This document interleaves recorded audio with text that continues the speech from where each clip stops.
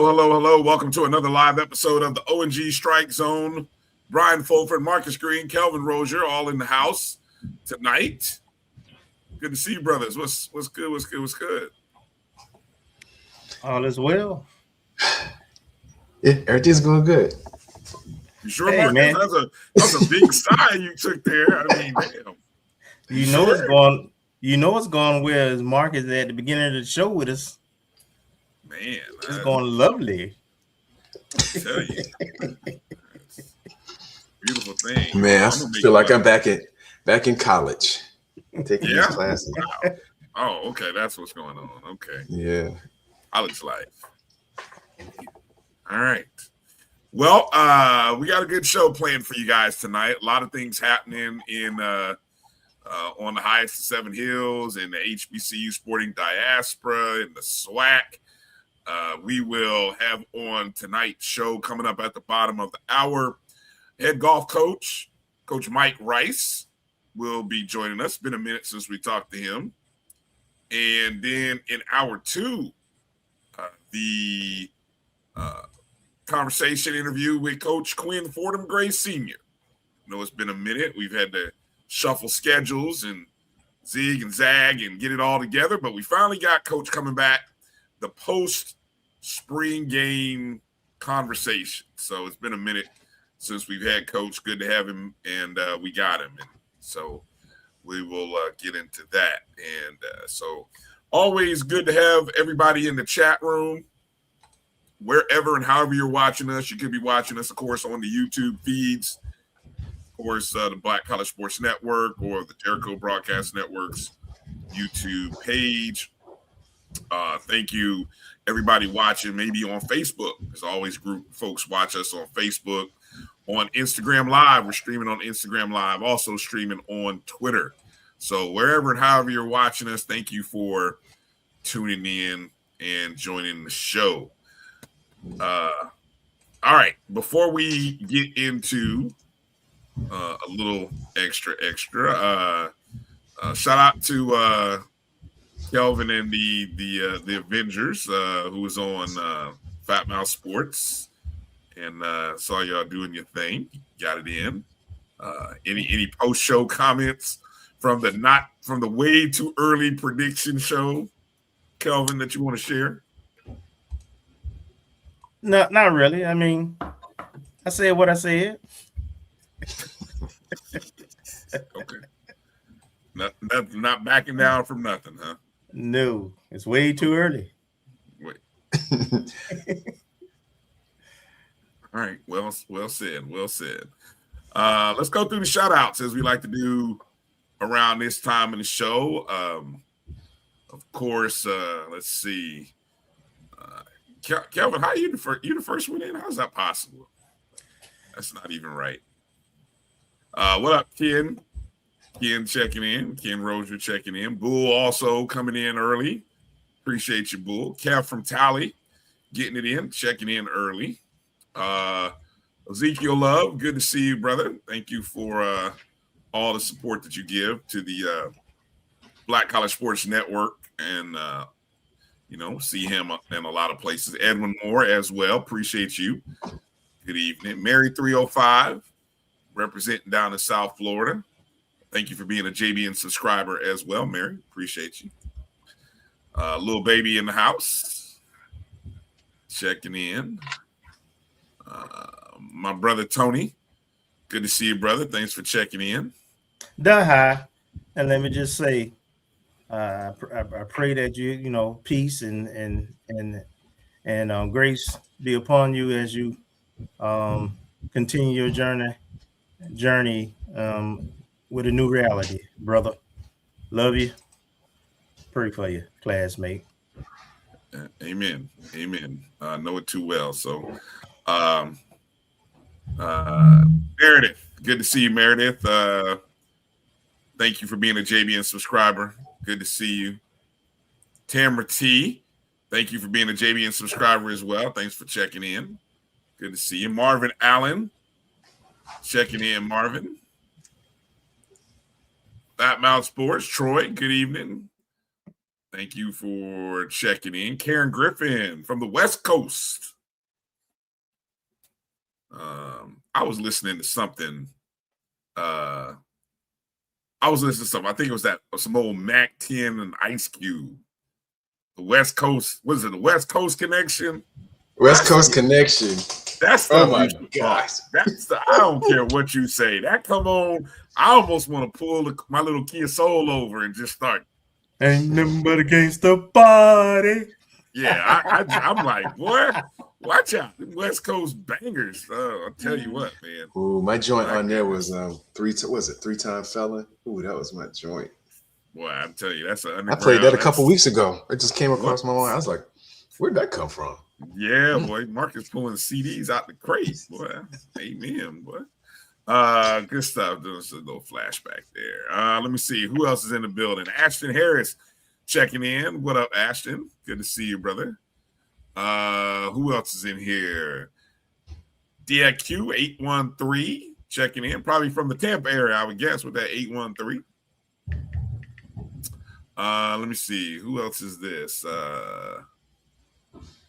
Miss Weasley or Wesley. Okay. I want to get the name right, but I'll probably mess it up. So thank you for checking in. What up, family? Appreciate you. Teresa. Okay. See, that was a lot of letters in there. And turn your glasses on. No, it's West Side Connection. I'm doing that. What I say? That's not what I said. West Coast, West Side. Thank you for cleaning it up for me. Thank you. Joel Banks.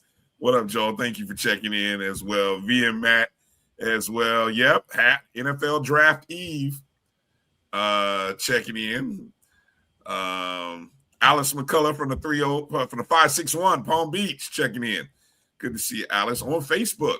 Thank you for checking in. Gail, thank you for being a JBN subscriber, Gail. Good to see you. Thank you for checking in as well. Will Wallace coming in. You got some new numbers for us, Will? What up? No? Okay. Just checking. Just curious. Let me see. What else? Other folks checking in as well. Chat room's moving. Good to see everybody coming in as well. Yeah, it is going to be a long night, Edwin. You have no idea. All right. Speaking of that draft, that's tomorrow, right? Starts tomorrow. We're not, what this is going to sound, what we don't hear a lot of people, or we don't see a lot of stories running right this time, is the HBCU players getting drafted stories that we were accustomed to seeing the last few years. I think personally, a lot of folks have come to the acceptance of how the NFL does business, and that the best route for many of our players has been through free agency. But I could be wrong. Are you guys paying attention to the upcoming draft with any eyes on HBCU players getting drafted? Are you more nervous about what your Falcons are going to do? Where y'all at on the draft? I'm not paying attention because I'm a Falcons fan. You know y'all gonna mess this up. Absolutely. Just tell me which direction y'all gonna mess it up, so I can make sure to put a little pizza money on that direction. I know which way the Colts are gonna mess up, so I'm already playing that. We'll probably pick whenever our first pick is. I don't even know when that is, but we'll probably get an offensive player instead of getting a pass rusher or a D tackle. Right. Instead of you get an offensive lineman instead of a defensive end that you need. Yeah, we got 5 wide receivers. That's pretty good. That's not gonna happen. That's not gonna happen, Troy. Trading the pick. Oh my God. Come on now. Well, anyway. let's see. Via Matt, we start getting into the 6th, 7th round, and we start seeing where guys go. But you don't want to get drafted again for our players, for HBCU players. If you don't go in the first 5, you don't want to get picked in the 6th and 7th. Mm-hmm. You want to be able to choose your team that really interested in you, gonna give you a fair opportunity to make the team. Mm-hmm. That's the blueprint. And you got 4 of them who made it that way. Yep. So we'll see. I got a good feeling that, our 2 offensive linemen who have really tore up the pre-draft workouts, Ashton Grable, Charles Davis,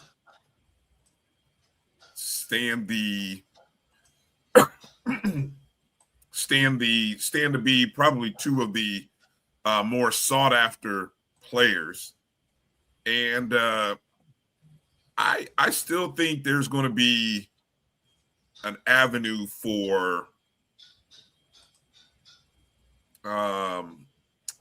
running back to possibly get not drafted, but get an opportunity to play somewhere. I don't know. There's a lot of running backs around. They have to be the right situation. Yeah. All right. Before we, let's talk a little bit about some of the news that's floating around in HBCU sports and even in the SWAC. An article came out during the golf tournament last week. Actually, more so was an interview that SWAC Commissioner Dr. Charles McClellan had during the broadcast, where it was brought up that the league had actually voted unanimously 12-0 to end the practice of scheduling non-Division I or Division II, essentially non-NCAA teams in football beginning in 2027. So this is the last year that you will see the VUL, Virginia University of Lynchburg, homecoming tour, the Lincoln of California, which I don't even think there's. I don't think they don't have a team this year. Yeah, no, I thought they kind of bowed out. They're taking a year off supposedly. That year may turn into a permanent staycation. Yes. And then, I think when I was looking at the article here, Southern's playing Louisiana Christian, Arkansas Baptist. Those are NAIA schools. U of Lynchburg, VU of Lynchburg, not. But what do you guys think of the decision to move to an NCAA mandated schedule? And is it drawing us closer to what I believe will be coming a 9-game conference schedule? First of all, let me say, it's a step in the right direction. Mm-hmm. You've heard me on this show talk before about the SWAC doesn't have enough. We have institutions that don't have the same goals. Therefore, you got you got a program that total athletic budget was less than $4 million, and then you got athletic budget that's $16 million. And so there's some commitments that are made. But for a program like being a Rattler and being, a program like us, it matters because we look for multiple postseason opportunities when we are eligible.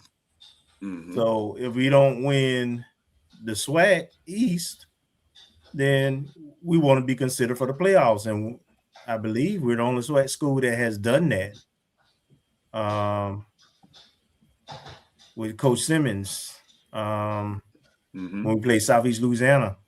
So for our fan base and our school, it matters. But I did watch a interview Perry White did with Grambling's AD. And he was pretty frank.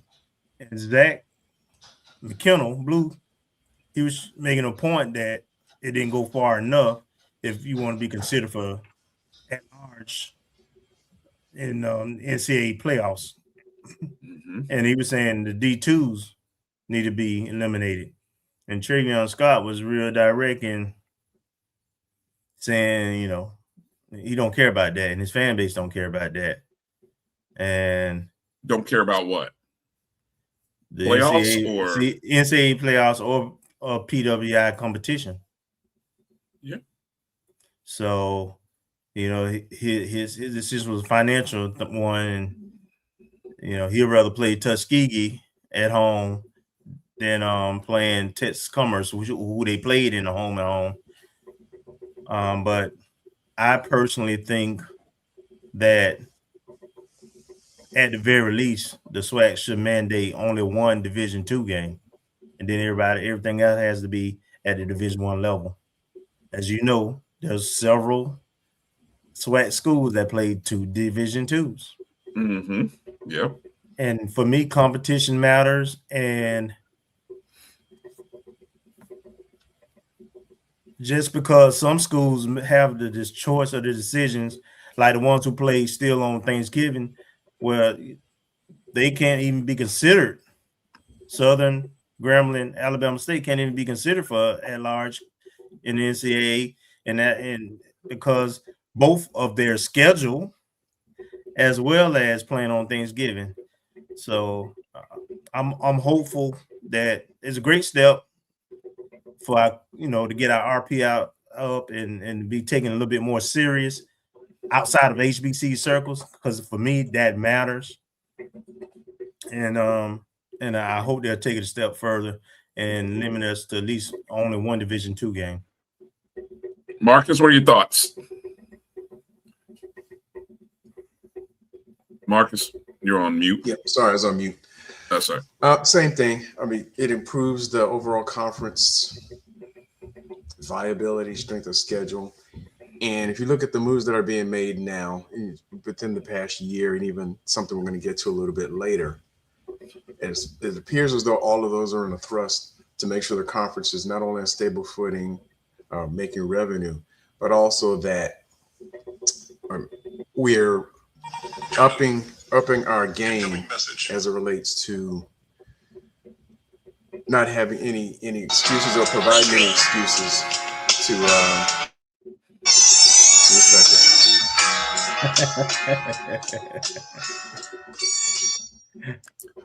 kids. Boy, go ahead. The chat gonna get you for that, Marcus. The chat gonna get you for that, boy. I'm telling you, boy. But just for strength of schedule, strengthen overall conference perception, whether it's on paper or on the field. I think we at some point, and I hate to make a blanket statement because there are HBCUs with different interests. So I'm glad Dr. Travion Scott said what he said. His fan base recognizes, and part of that is because they've been involved in that because of the way the NCAA playoff format is set up. Their school has not been available to play for nearly 50 years, right? So to them, it's no big deal. Now, for our university, because we won the first 1AA FCS national championship, we did have success in the playoffs as the only HBCU really to have the kind of success where we got to the Final Four and had playoff wins in the 90s.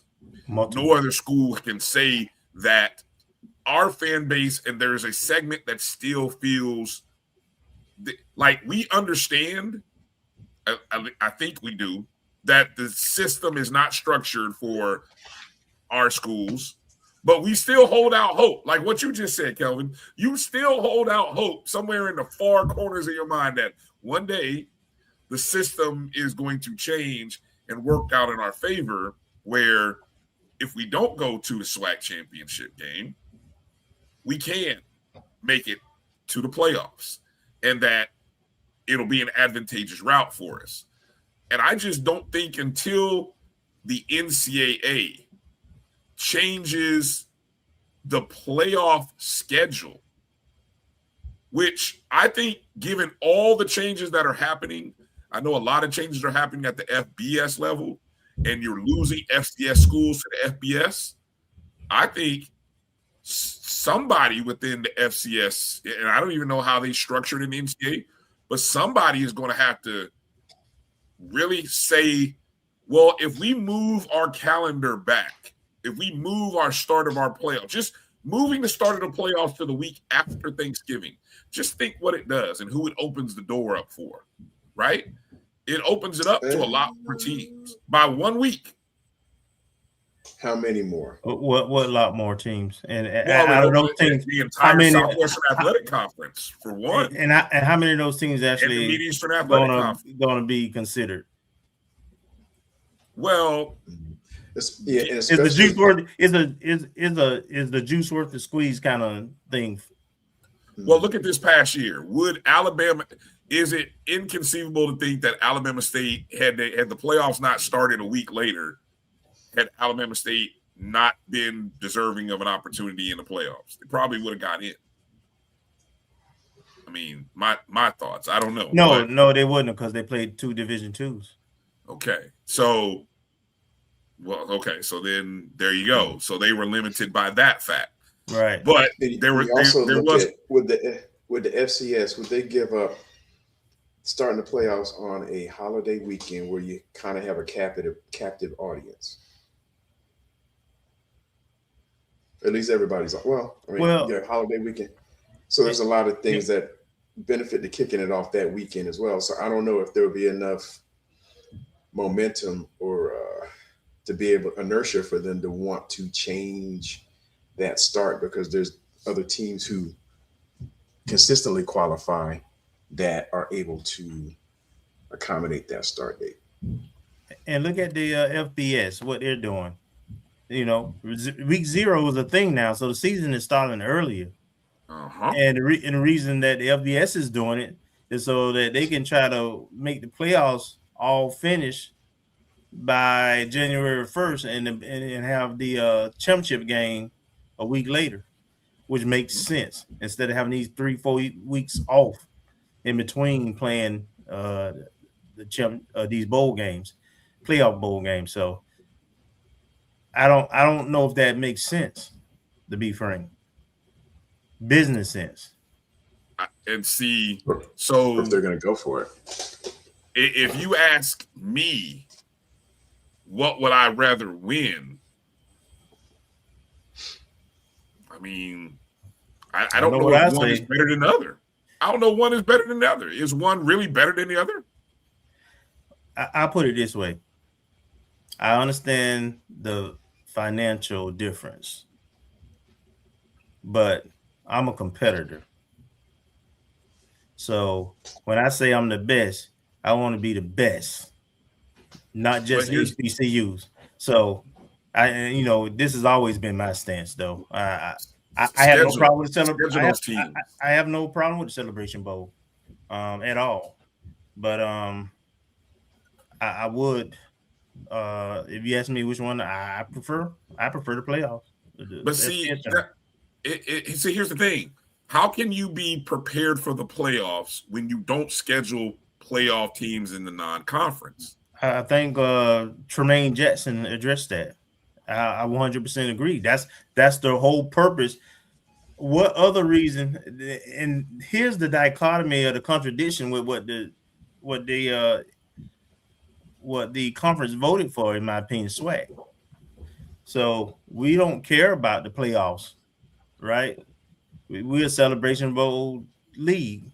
Mm-hmm. So why does it matter if we play NCAA D2 or non-NAIA? Why does it matter? Well, it matters. Okay, that new thing called SWAC TV is why it matters. If we really want to be honest with ourselves, because nobody wants to watch insert SWAC school play VUL. You don't want to watch that. The numbers show you don't want to watch it.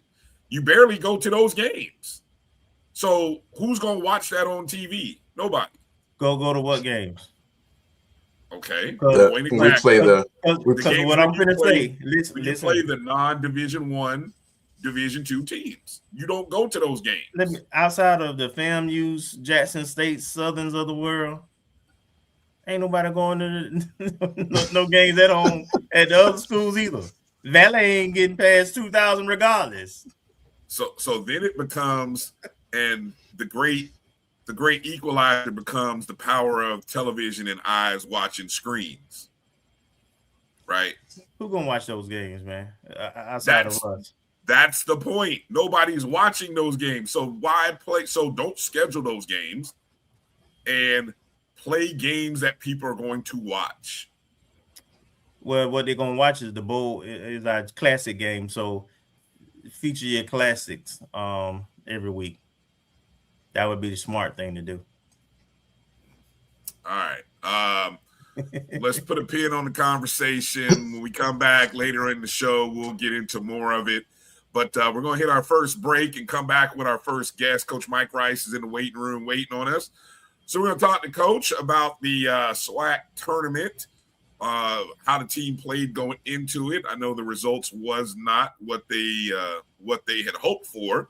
But I don't believe the season is over, and there's even another big fish out there to catch. So we'll talk to Coach on the other side. You're watching the O&G StrikeZone right here on the Black College Sports Network. We'll be back in a moment. This is the Dean of the College of HBCU Sports, Kenyatta Cavill of Dr. Cavill's Inside the HBCU Sports Lab with Mike Washington and Charles Bishop. Come mix it up in the lab where the course lecture is in session every Tuesday from 6 o'clock p.m. Central Standard Time on Facebook Live, YouTube Spreaker, or the BCSN app. As we discuss all things about the HBCU sports culture, including exploring the week that was in the sporting HBCU diaspora, as well as the upcoming week of HBCU sports. With me, the Dean, the College of HBCU Sports, on Dr. Cavill's Inside the HBCU Sports Lab with Mike Washington and Charles Bishop. Course lecture dismissed. It's never too early to plant the seed, to share the tradition, and instill a sense of pride in your HBCU with your little ones.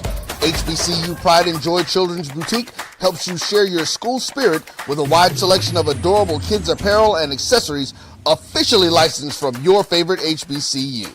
Visit hbcupridejoy.com and follow us on all social media at HBCU Pride Joy on Facebook and Twitter. When it comes to professional learning, teachers deserve better. From the leader in online learning, Stride brings you the Stride Professional Development Center, an on-demand library of mobile-friendly courses that gives teachers choice and flexibility, allowing them to learn anytime and anywhere. Our dynamic courses provide bite-sized learning and help educators advance their knowledge while also gaining professional development hours. It's time you take charge of your learning. Visit us today to get started.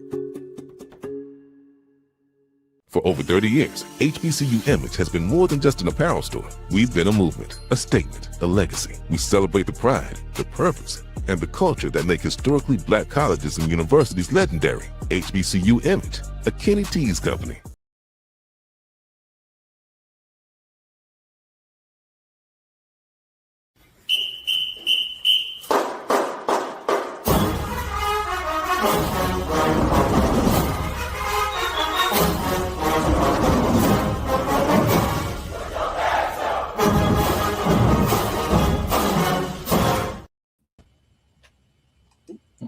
All right, there we go. All right, welcome back to the O&G StrikeZone, and joining us right now is none other than the head golf coach himself, good friend of the program returning, Coach Mike Rice. Coach Rice, how you doing tonight? Man, I'm great. How you guys doing? It's been a while. Yeah, It's been a while. Yeah, it's been a while, Coach. It's been a busy semester, so it's good to be kind of on the down, at least. Like you said, we do have one more event we'll talk about. Yeah, definitely. I'm curious, obviously, the Rattlers, our squad finished runner-up at the SWAC tournament this year. Had a tough start. a head scratching day 2, which I'll let you get into, and then day 3 we woke up and we kicked it in, but we didn't close enough to catch. I think it was UAPB who ended up winning. So let's start there with the recap of the tournament and just kind of the up and down of those days. Yeah, I'll say this. I'm glad we're a few days past that because I did go in hiding for a few days. I needed to do that to just kind of step away because we were really disappointed, honest. Our goal at the beginning of the year, as I told you guys, was to win the SWAC championship. This is probably the best team we've ever had, no question. We dominated HBCU golf all year. We won all 4 events that we played in. So we went in, I'll say this, we weren't playing our best golf. We knew that going in, but we were still finding ways to win, which is nice. And at the end, that's what you're trying to do. We looked really good in the practice round. I thought, going in, I really felt good. Our top 2-3 guys looked really, really sharp. So I'll say this, UAPB played unbelievable golf, best golf they played all year. And they have some really talented guys over there. They still have some guys from there a couple years ago championship. They played their butts off, but at the end, we just didn't do enough to win it. We did, as you said, the first round we didn't play bad. They played really well. That was by far the best they played all year. That's what I told the guys. Like, look, we're 6 back, but that's nothing. We can make that up. We didn't play our best round. And then the second round, we were playing better. I know you guys saw live scoring, but you're getting it way after the fact. We actually were playing really well until the last 2 holes. And the last 2 holes, we gave up 9 shots and ended up tied with them for the day, which was crazy. That's really where we lost the tournament. But again, we thought we were, quite frankly, when we got done, I thought we were going to be farther back than 6 shots. And so knowing that when we got done, we really felt good, like we were still in it. And I really believed that we had guys that could catch them. And there's some things we need to do better in the SWAC championship, some things that coaches are going to talk to them about, just trying to enhance the championship. But we didn't realize, because it's a 4-hole, you're getting live scoring every 4 holes. We didn't realize we actually had caught them. But we were still in chase mode. We're thinking we're still chasing. So we were playing a little more aggressive than we normally do, thinking that we had to chase. And then we actually ended up giving up a few shots at the end there that kind of hurt us. Shoot, they had one of their guys that eagled the last hole 3 days in a row. You can't do nothing with that. That's just good golf. Yeah. The whole 600 par, eagles, it hits it like 2 feet on the last day under the pressure is pretty good. But we didn't take care of business. We had 27 3-putts in 3 days. And one thing that we focus on a lot is hitting greens in regulation, giving ourselves birdie opportunities. We did that. We just didn't putt well. And it's unfortunate to play so good all year. And the one tournament that matters the most is the one you don't play your best golf at. And it's golf. That's how golf is. Yep. But look, we're back at it. That's where I just came from now. We're back at qualifying. The one thing I do is we keep the pressure on, and we like to make pressure situations a normality when we play. So we're literally right back out. We're back qualifying for the rest of the week to lead up to PGA Works, which we'll leave for next Friday. Gotcha. Go ahead, Kelvin. PGA Works, is that the HBCU championship or is that something different? It is. That is the HBCU National Championship. It's formerly called the National Minority. When I played here at FAM, that's what we called it, the National Minority Championship. About 6-7 years ago, they changed it to PGA Works. The PGA of America puts it on. Again, our goal is to win the SWAC championship, but this event is by far the best event we play in every year. They treat it like a national championship. It's an unbelievable experience for the guys. Golf course is first class. So we're excited about that. Again, we needed some days to take off to get over this. I told them, we haven't lost the championship in 3 years. So that feeling, I forgot what that is. It sucks. I didn't like it. The guys didn't like it, and they're out there working their butt off to get back and we're hoping to go out. PJ Works is going to be tough. Howard should be there. They're a really good team. North Carolina A&T is another one that's really good. Alabama A&M will be there. It's going to be a lot of competition. But look, we're going to get back to work and see what we can do to finish the season off.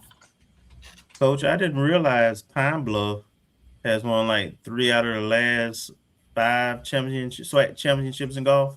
Correct. It's us and them. Yeah. Okay. It's us and them. Yeah. So even though we disappointed, that we didn't finish number 1, we did win like 2 tournaments going into the SWAC, and we won, like you say, 4 or 5. So just kind of recap the season, and outside of that disappointment, talk about the season. Yeah, hopefully we'll come on and talk about the national championship next, right? That's right. The goal. I don't want to get ahead, but that's what we're looking at. We won 4 times, and I can say this. I had a conversation with one of our HBCU coaches the other day, and he was talking about and we actually won. Tennessee State was the coach, and we were talking, and we won their event and finished really well to win it. We had some young guys. It was a different lineup. I was trying to get an idea who was going to play in SWAC when we were doing it. So we threw some young guys out there and still ended up winning it, which was nice.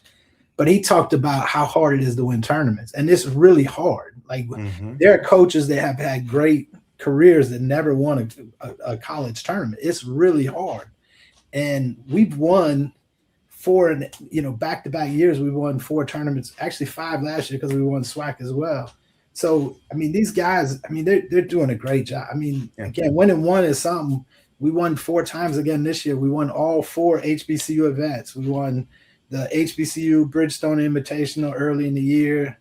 Then we won the Arcus Championship. Then we turned around and won Alabama State and Tennessee State this semester, which were good fields. All the HBCUs are there. So, it's been a successful year. There's no question.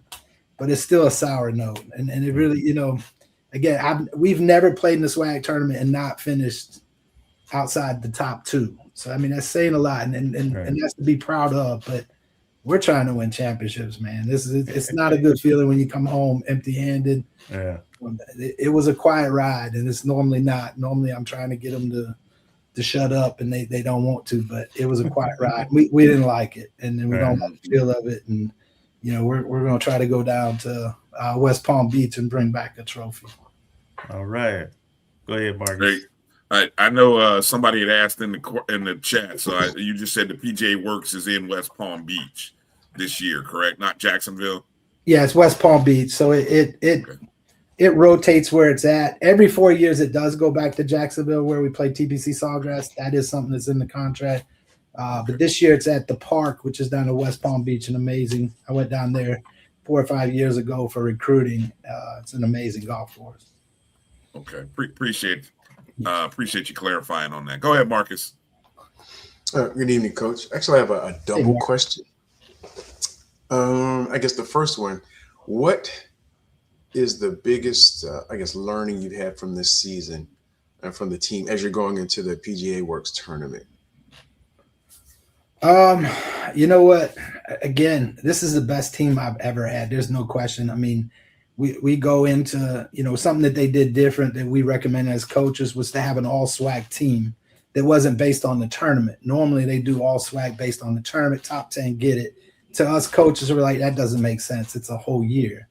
Well, we had 4 of the top 10 on the all SWAC team. 3 of them were 1, 2, 3 in the conference. We knew that. We knew what kind of team we had.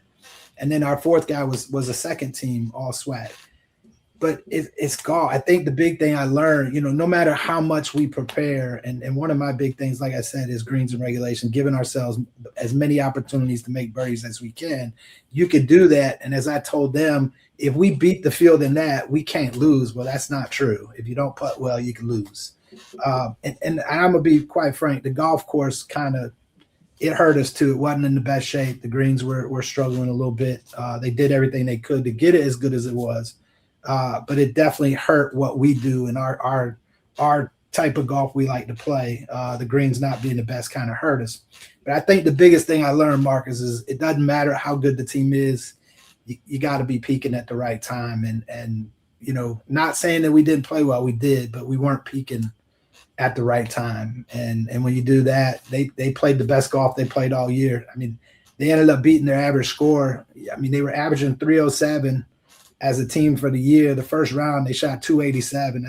That's 20 shots difference in one round, and then did the same thing the last two rounds. So, they were peaking, we weren't, but it ain't gonna change what we do. I still believe that we got to hit a lot of greens. We got to give ourselves a chance to make as many birdies as we can. But I think that's the biggest thing. It doesn't matter how good the team is. You got to be ready at the end.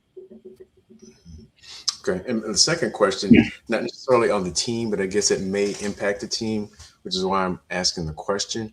I thought I saw an article maybe a week, maybe 10 days ago about, I think, a private equity firm or something buying, I guess the course that was up for sale. Is that going to impact the team in any regard? Or was it the same course or is it a different course? Just to make sure I'm clear.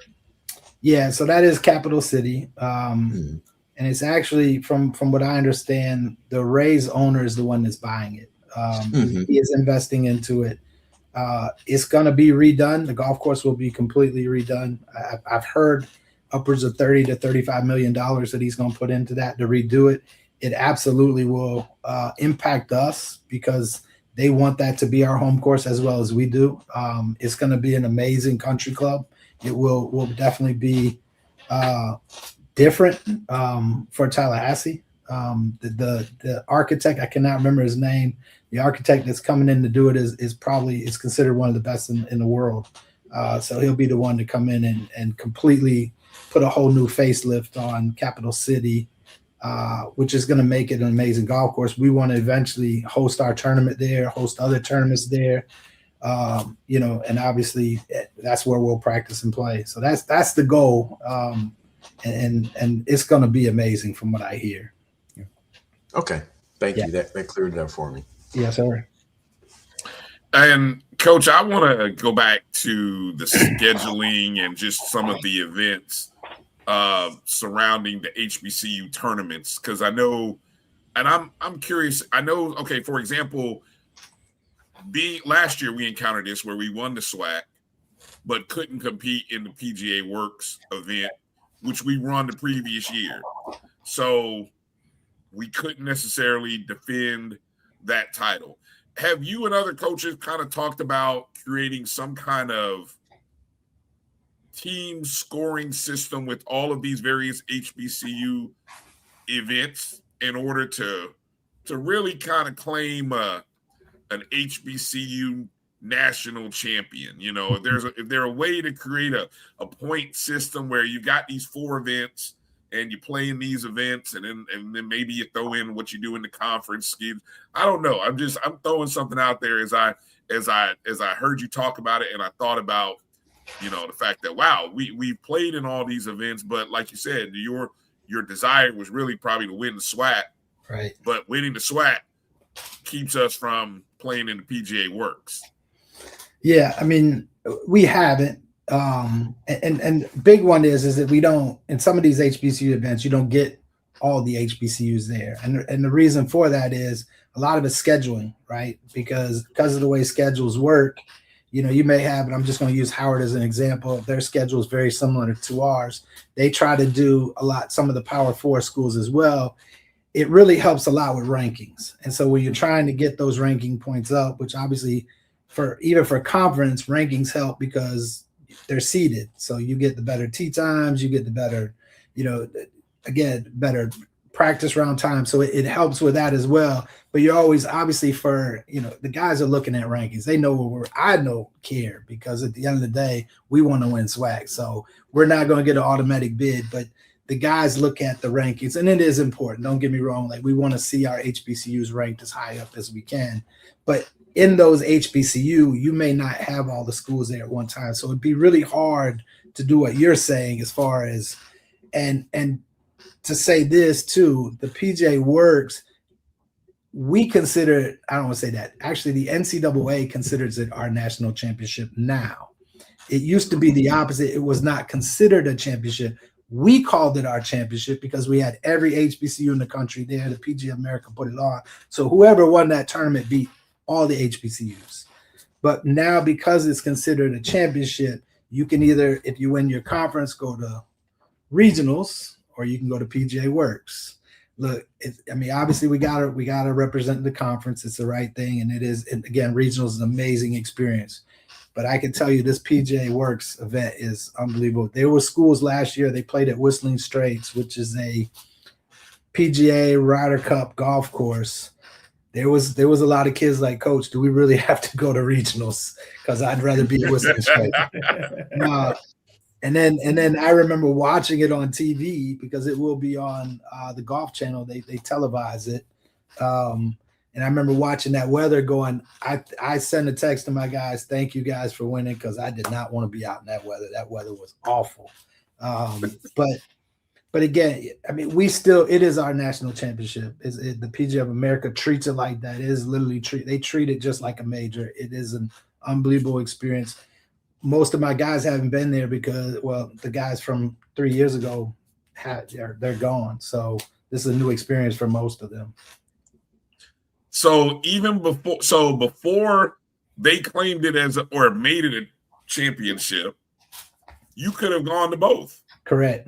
Yeah, wow. Absolutely. We did. So you would go to, conference, and then they would have that in between regionals, which was nice. And then you could play in both, which was, that was ice cream on the cake for us.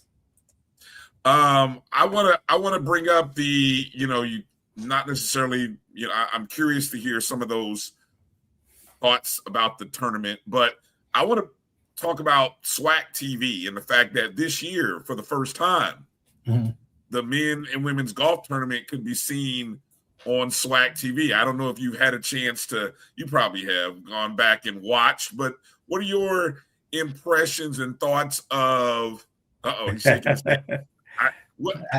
Am I stepping too soon? No. Oh, I have not gone back to watch it. Okay, so let me rephrase the question. What are your thoughts on a tournament of this caliber being available on SWAC TV, and just the possibilities that more golf tournaments will actually be represented on SWAC TV? Like, golf is actually going to be available on part of this big platform of SWAC TV where, we talk about all these other sports, but your sport is actually a part of SWAC TV. Yeah, no, it makes sense, right? It's a live sport. How many people out there that are watching that actually play this sport, right? How many are still playing football? It ain't a lot, right? It ain't a lot playing baseball anymore. But golf, a lot of the viewers can relate to the game, for one, right? They're out there doing it on their weekends. I think it's great. To be honest, I forgot they were out there because we were so into the tournament. Obviously, I saw them and would. I found out that I was seen talking to a rules official. I was like, I hope y'all couldn't hear what I said. Told you couldn't. That was a good thing. But no, I think it's great for the game. I think it's great for the viewers to get a chance to see the talent that these young guys have and young women, to see the talent they have. These guys are really good. Like, we have some really good players, not just at FAMU, but a lot of the other SWAC schools as well. So to be able to kind of showcase these guys is great. That's what we're trying to do. I'm gonna tell you, our success has been so good that it's next year we have the best schedule we've ever put together at FAMU. What that does, that helps me to recruit kids in here. They want to play. Yes, I will always support the HBCU events. We need to be there. FAMU, Howard, we're the top two. North Carolina A&T is another really good school. We need to be at the HBCUs to support the whole network. But we also need to be out there playing in the Power Four, so these young guys that have aspirations of playing professional golf really get to see what that looks like and compete against that top level competition. So I'm excited for the schedule. I know my guys are. We'll be playing Florida State next year. We've been trying to do that for a while, and the fact that they invited us is huge for our guys. We have a few big events where we'll be playing some really high level power fours, some on TV. Folds of Honor is the first event of the year where you'll be able to see us on the Golf Channel. Like I said, PJ Works will be on the Golf Channel. You get a chance to see the guys out there as well. So, like you said, the television part, it's great. The fact that SWAC is coming along with it, because we got some other networks out there that are doing some live stuff with some tournaments. So the fact that SWAC is coming in too is great. It's great. I think it's great for the viewers as well. Nice. Go ahead, Kelvin. Coach, boy, you a real rattler, boy. You sound like me. We were just having this discussion with football. So I appreciate you. You're right. We got a really good team, and some of those guys have an opportunity to perhaps qualify to go to the next level, and so they need to see all competition. Right. And so I appreciate that mindset. Now, I got two questions. Question number one, you talked about scheduling. Yep. And I was just wondering, have you thought about finding a course in Florida to be able to host a tournament next year or in the near future? Yes. No. I would love to host. Like, we did it right before COVID, and we did it out on the coast at a golf course very close. Carabel, it's in Carabel, St. James Bay, great golf course. Was a great place to host. They had condos on the 18th hole, restaurant where we could feed the kids. I mean, it was a great event, and then COVID hit and messed that up. Around here right now, and I've even thought about maybe even Jacksonville. We have some friends in Jacksonville where it might be a possibility to host. Obviously, I would love to do it here in Tallahassee. Right now, we just don't have a golf course where we can host that level of competition. We don't want to do it. We want a first-class tournament. Like I said, with Capital City doing their thing, I think it's something definitely to do in the future. I sooner than later, absolutely. I think we could bring in some really good competition to our event. I think we could pull some mid-major, maybe even Power 4 schools to come and showcase. But how close we're there, I don't know how long it's going to take Capital City. Southwood treats us really good. We play there. It's got to get in a little better shape before we could do something like that. I was actually having that conversation today with my assistant, how I would love to, even Southwood could be a championship golf course. We just got to get it in better shape. So to answer your question, yes, we've talked about it. It's just, it's not in the cards right now, but I hope soon, because it definitely would be. I think with what we've been able to do of recent, I think we could pull some really good universities in town. Okay, now question two centers around your team. And if I remember correctly, I think you all been, at least one of your athletes is being included with Fang Exchange and so talk about the fact that you're getting resources now to kind of go directly to your guy and how to help your program. Yeah. And you know what? A lot of that goes back to the TV, right? We were at the Folds of Honor last year. And the young guy you're talking about played in the Folds of Honor, which was on TV. I mean, look, first of all, the camera loves the young guy. That's number one. When you see him, he's a likable kid. And then right after that, we played in the Stevens Cup, which was again on TV, and people again fell in more love with him.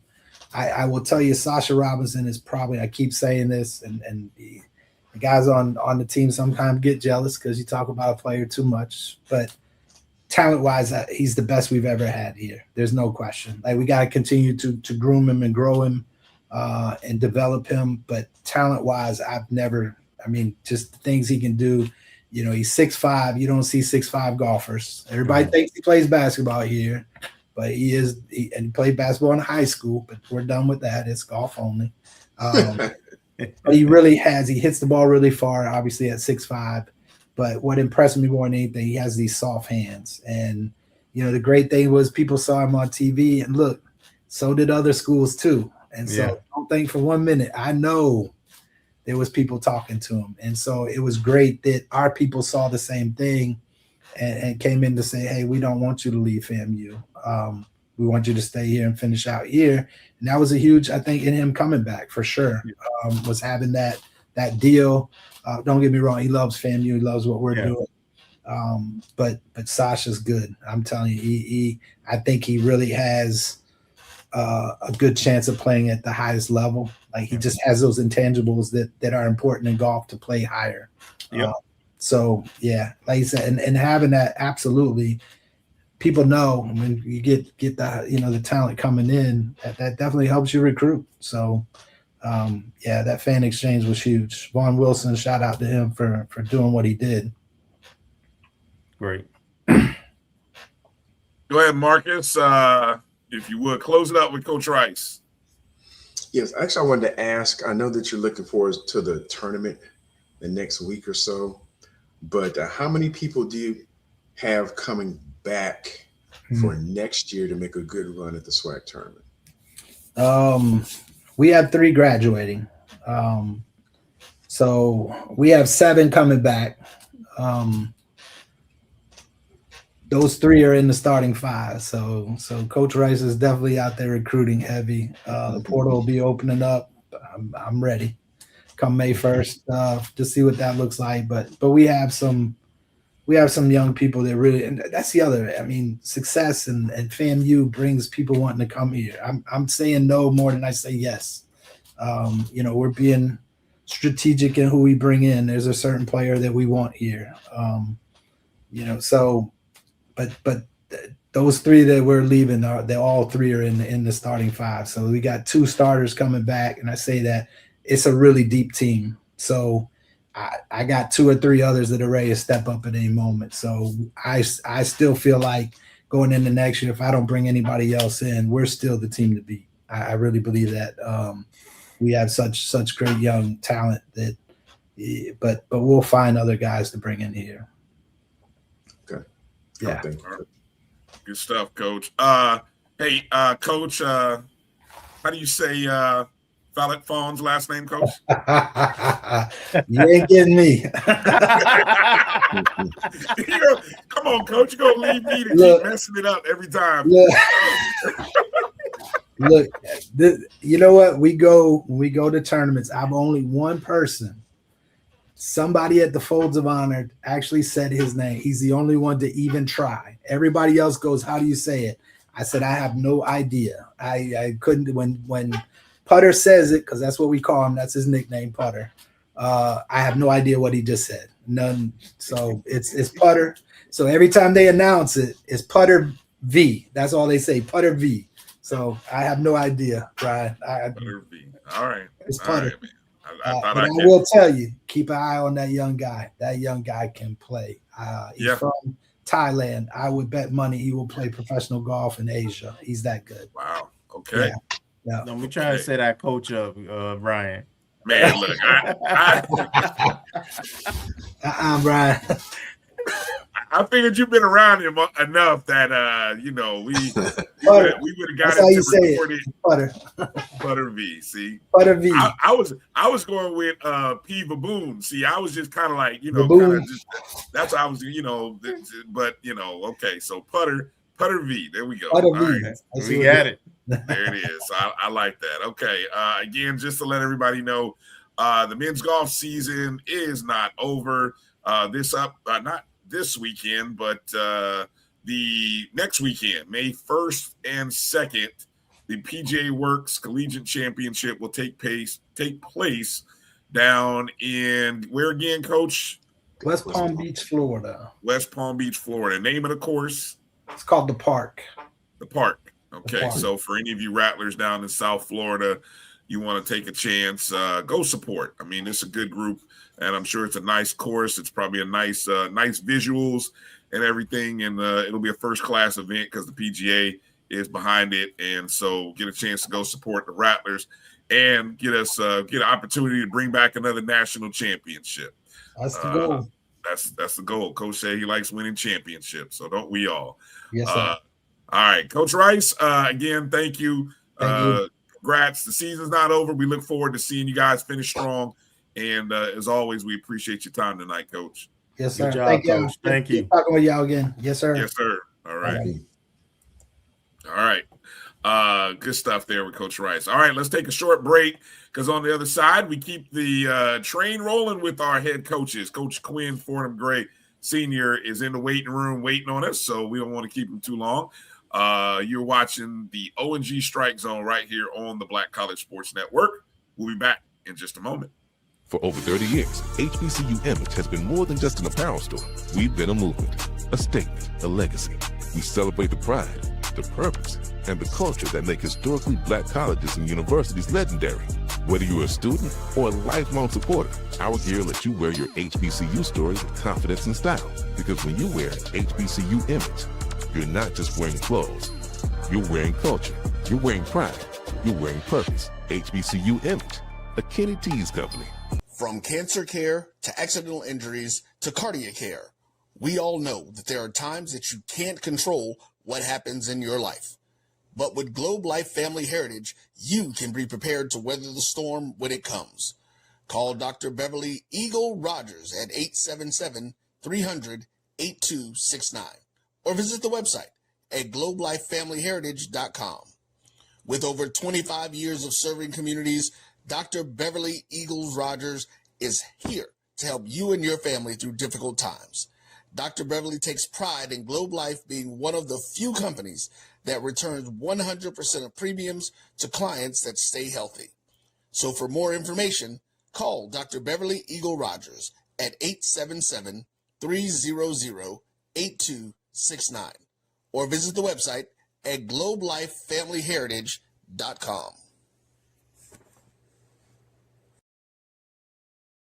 Are you hungry for authentic Caribbean food like jerk chicken, oxtail, red snapper, shrimp, tofu, and rasta pasta? Well, find your way over to Mango's Caribbean Restaurant, 180 Auburn Avenue, right next to Royal Peacock in downtown Atlanta. Them belly full, but we hungry. Mango's Caribbean Restaurant, open daily from 11 a.m. to 10 p.m. And on Friday and Saturday, we're open till 4 a.m. Come to Mango's and put some spice in your life. So we've got a good thing going.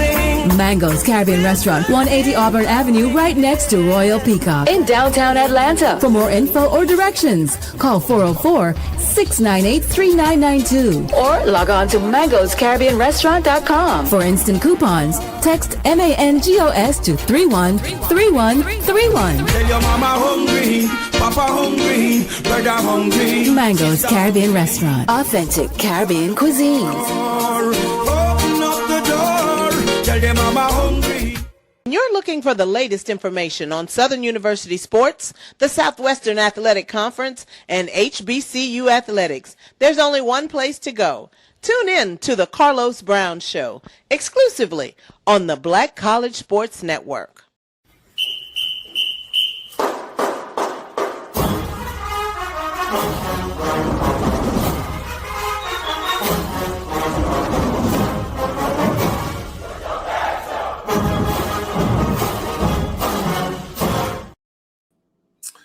All right, welcome back to the O&G StrikeZone. Bryan, Kelvin, Marcus here, and joining us is none other than the head ball coach himself, Coach Quinn Fordham Gray Sr. Coach, good to have you back on O&G. How you doing tonight? Doing well, man. Long day, brother. Just got done with the FAMU Awards and all that good stuff. So I was on my way home and said, you know what, let me go in my office so I can get on this, this Zoom and get this thing done with you guys. Man, Coach, we appreciate you making time for us tonight. Let's start. I want to start with one of the latest news regarding from a conference perspective as it relates to the announcement that starting in 2027 that the SWAC and all of the members voted unanimously to do away with playing non-NCAA Division I, II opponents. What's your thought and take on that decision?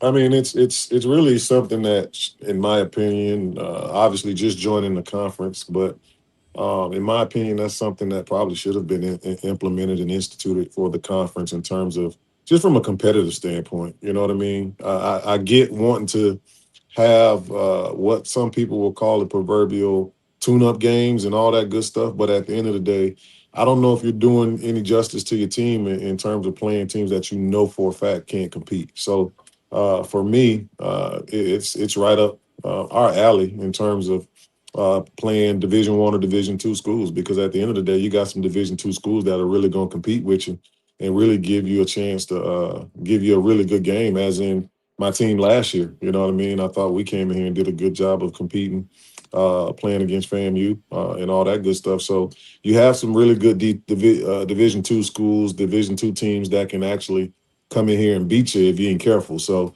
with the implementation of that, I think it's going to do the conference some good, especially from a standpoint of postseason outside of the Celebration Bowl. As it relates to scheduling, and obviously, you know, we understand where we are in the SWAC and what the end goal is. But how do you put forth, or how do you manage your non-conference as you think about scheduling? You know, obviously this year's schedule was sort of already, most of it was probably set prior to you coming on board. But, and if I'm wrong on that, please correct me. But as you think about non-conference, what are your goals when you look at the non-conference? And we know what the conference means, but when you think about the non-conference, what are the goals there? I think the goal is to really put your team in a situation to play some quality competition, to really measure where you are as a team and be able to measure your team early. Because that's really that's going to give you the telltale sign of the things that you got to work on throughout the season and moving forward in the season. You know, my goal is to make sure that I put our team through the gauntlet and through the rigor of playing quality teams, because I don't want us to go out there and have the confidence of beating an NAIA team or a team that ain't NCAA certified, and then go into a game against a North Carolina Central or somebody like that with all the confidence just to get our head beat in because we didn't play anybody of quality. So for me, it's about putting our guys in situations to have to compete, have to think while they're competing against these people, and put their best foot forward to win the football game. Go ahead, Kelvin. All right, Coach. You mentioned the FANG Awards, or it was the day. Kind of tell the Rattler Nation what the FANG Awards are, and tell us about any football-related awards that went out tonight. With the FANG Awards, the FANG is a celebration of our student athletes in the athletic department. They do a tremendous job of celebrating over 300 student athletes that are here at Florida A&M University. They put on a nice event. This year's theme was sneaker ball. Stilettos and sneakers and stilettos. You know, the student athletes came dressed to impress. Ladies had on their dresses and the stilettos. The male student athletes had on suits and a combination of different things with their sneakers. So it was a really nice event to attend. Obviously, I've been a part of it when it was its first inception back in like 2011, 2012. But they've really taken that thing to another level. But tonight, man, it seemed like it was about the women.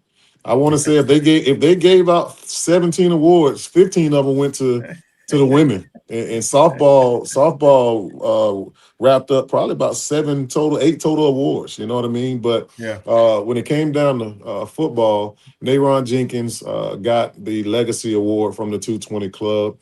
The young man from the track team that had that viral moment with the guy from Grambling got the award for.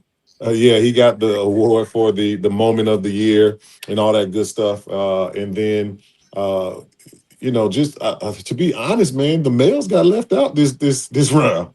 The women racked up track, softball, volleyball, women's basketball had some awards and things like that. So, but hopefully next year, man, we get a chance to get some get back and have some more males up in that thing. But they did a tremendous job of putting on that event, man. And the athletic department does a really good job of celebrating our student athletes. And I think it was a really good deal for them tonight. Awesome. Go ahead, Marcus. Good evening, Coach. I guess I want to circle back to your comments on Bryan's question.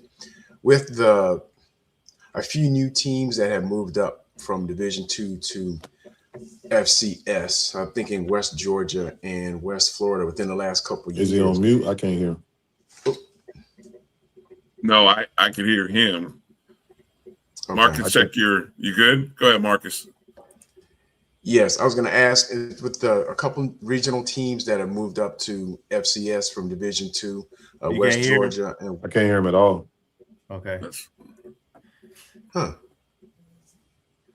Marcus, go.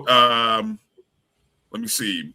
Type your question in, Marcus, in the chat, and then I will ask Coach. I know it's odd. We can hear Marcus on our end. For some reason, Coach isn't getting that your audio for some reason. Not sure why, but everybody else is hearing. Yeah, I can hear you guys fine. I can't hear him for some reason. Okay. Marcus, okay. He's gonna type that in. Let me pivot. I'm gonna go to. I know Marcus doesn't come back with his question. I'm gonna pivot back to spring game, spring game, and after you had a chance to actually watch the film, and looking back on it, what things were you pleased with? What things you say, okay, that's something that we want to address and we want to work on? What's that evaluation like with you and your coaches?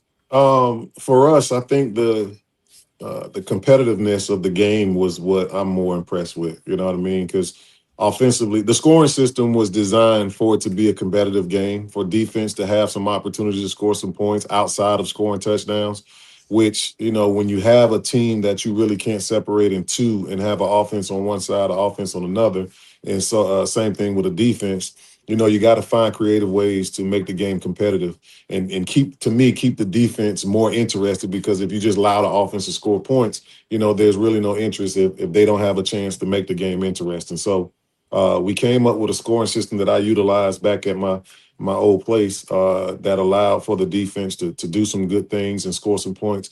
And there at the end made it really competitive.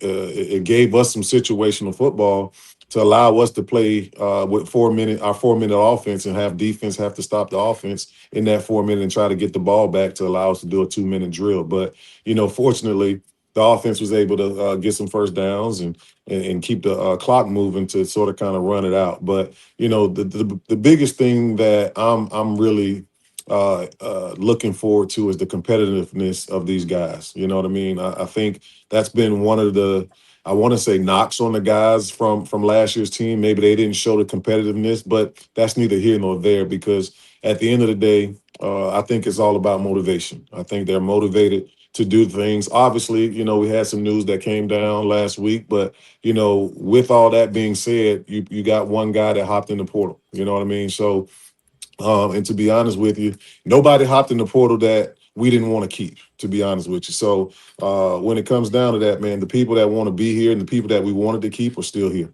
So we're looking forward to moving past these things and making sure that we're taking FAMU football on a trajectory back to where it needs to be. But the biggest thing I think we need to make sure that we're working on is the pre-snap penalties and things of that magnitude. Some of the penalties that we saw were egregious.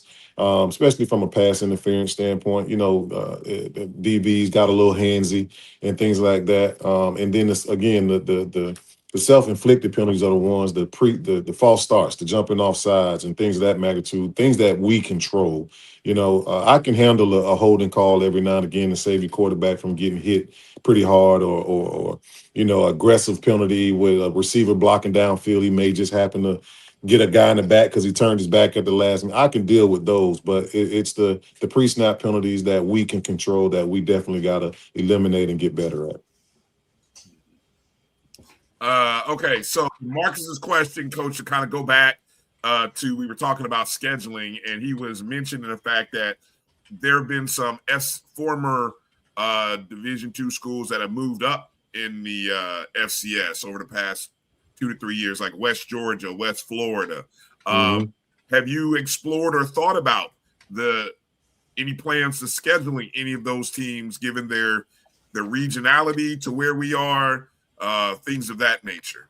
Yeah, there's been some thought to it, but due to the, I'm gonna be candid here, due to the recent things that have happened with the program, we got some schools that are calling our kids that and talking to our kids that they shouldn't be talking to. So, for me, that's sort of kind of a knock on me wanting to play, because at the end of the day, we want to do things the right way, and we want to play against people that do it the right way as well. Because at the end of the day, we knew for a fact there was only guys that could hop in the portal for us were guys that had 1 year of eligibility left. But to go and try and call our recruits that we recently signed and things like that to try to get them to come to your campus or your university, that's just something that I frown upon. So, because we wouldn't do that, because at the end of the day, the people that you were able to call, that's who you should have been calling, and not the guys that you can't be calling. Because at the end of the day, the guys that are still in the boat are locked in, and we about to go to work. But there has been some thought about it, to answer your question, and maybe later on down the line we'll consider that. But West Georgia is definitely somebody that we'll definitely consider more in the present. But just those schools are making a tremendous jump to FCS, and they're looking for games, and I think regionally it does make sense for us to possibly try and get those schools on campus and make those a home and home. Appreciate that. Go ahead, Kelvin. Coach, I'm going to tie this question together, two things, but they related. So I know now that spring is over, you got off-season activities, and you got camps coming up, and I know you're getting on the road to watch some of these high school athletes. So just talk about what your schedule look like for the month of May, and some of the off-season things in your roster, and where you are with your roster management. Well, right now with our coaches in professional development, what we're doing this week, man, we're doing some professional development in-house. We have the coaches presenting to the staff their philosophies and how they teach their positions and coach their positions, because at the end of the day, we all are still learning the game of football, regardless of how much experience we have.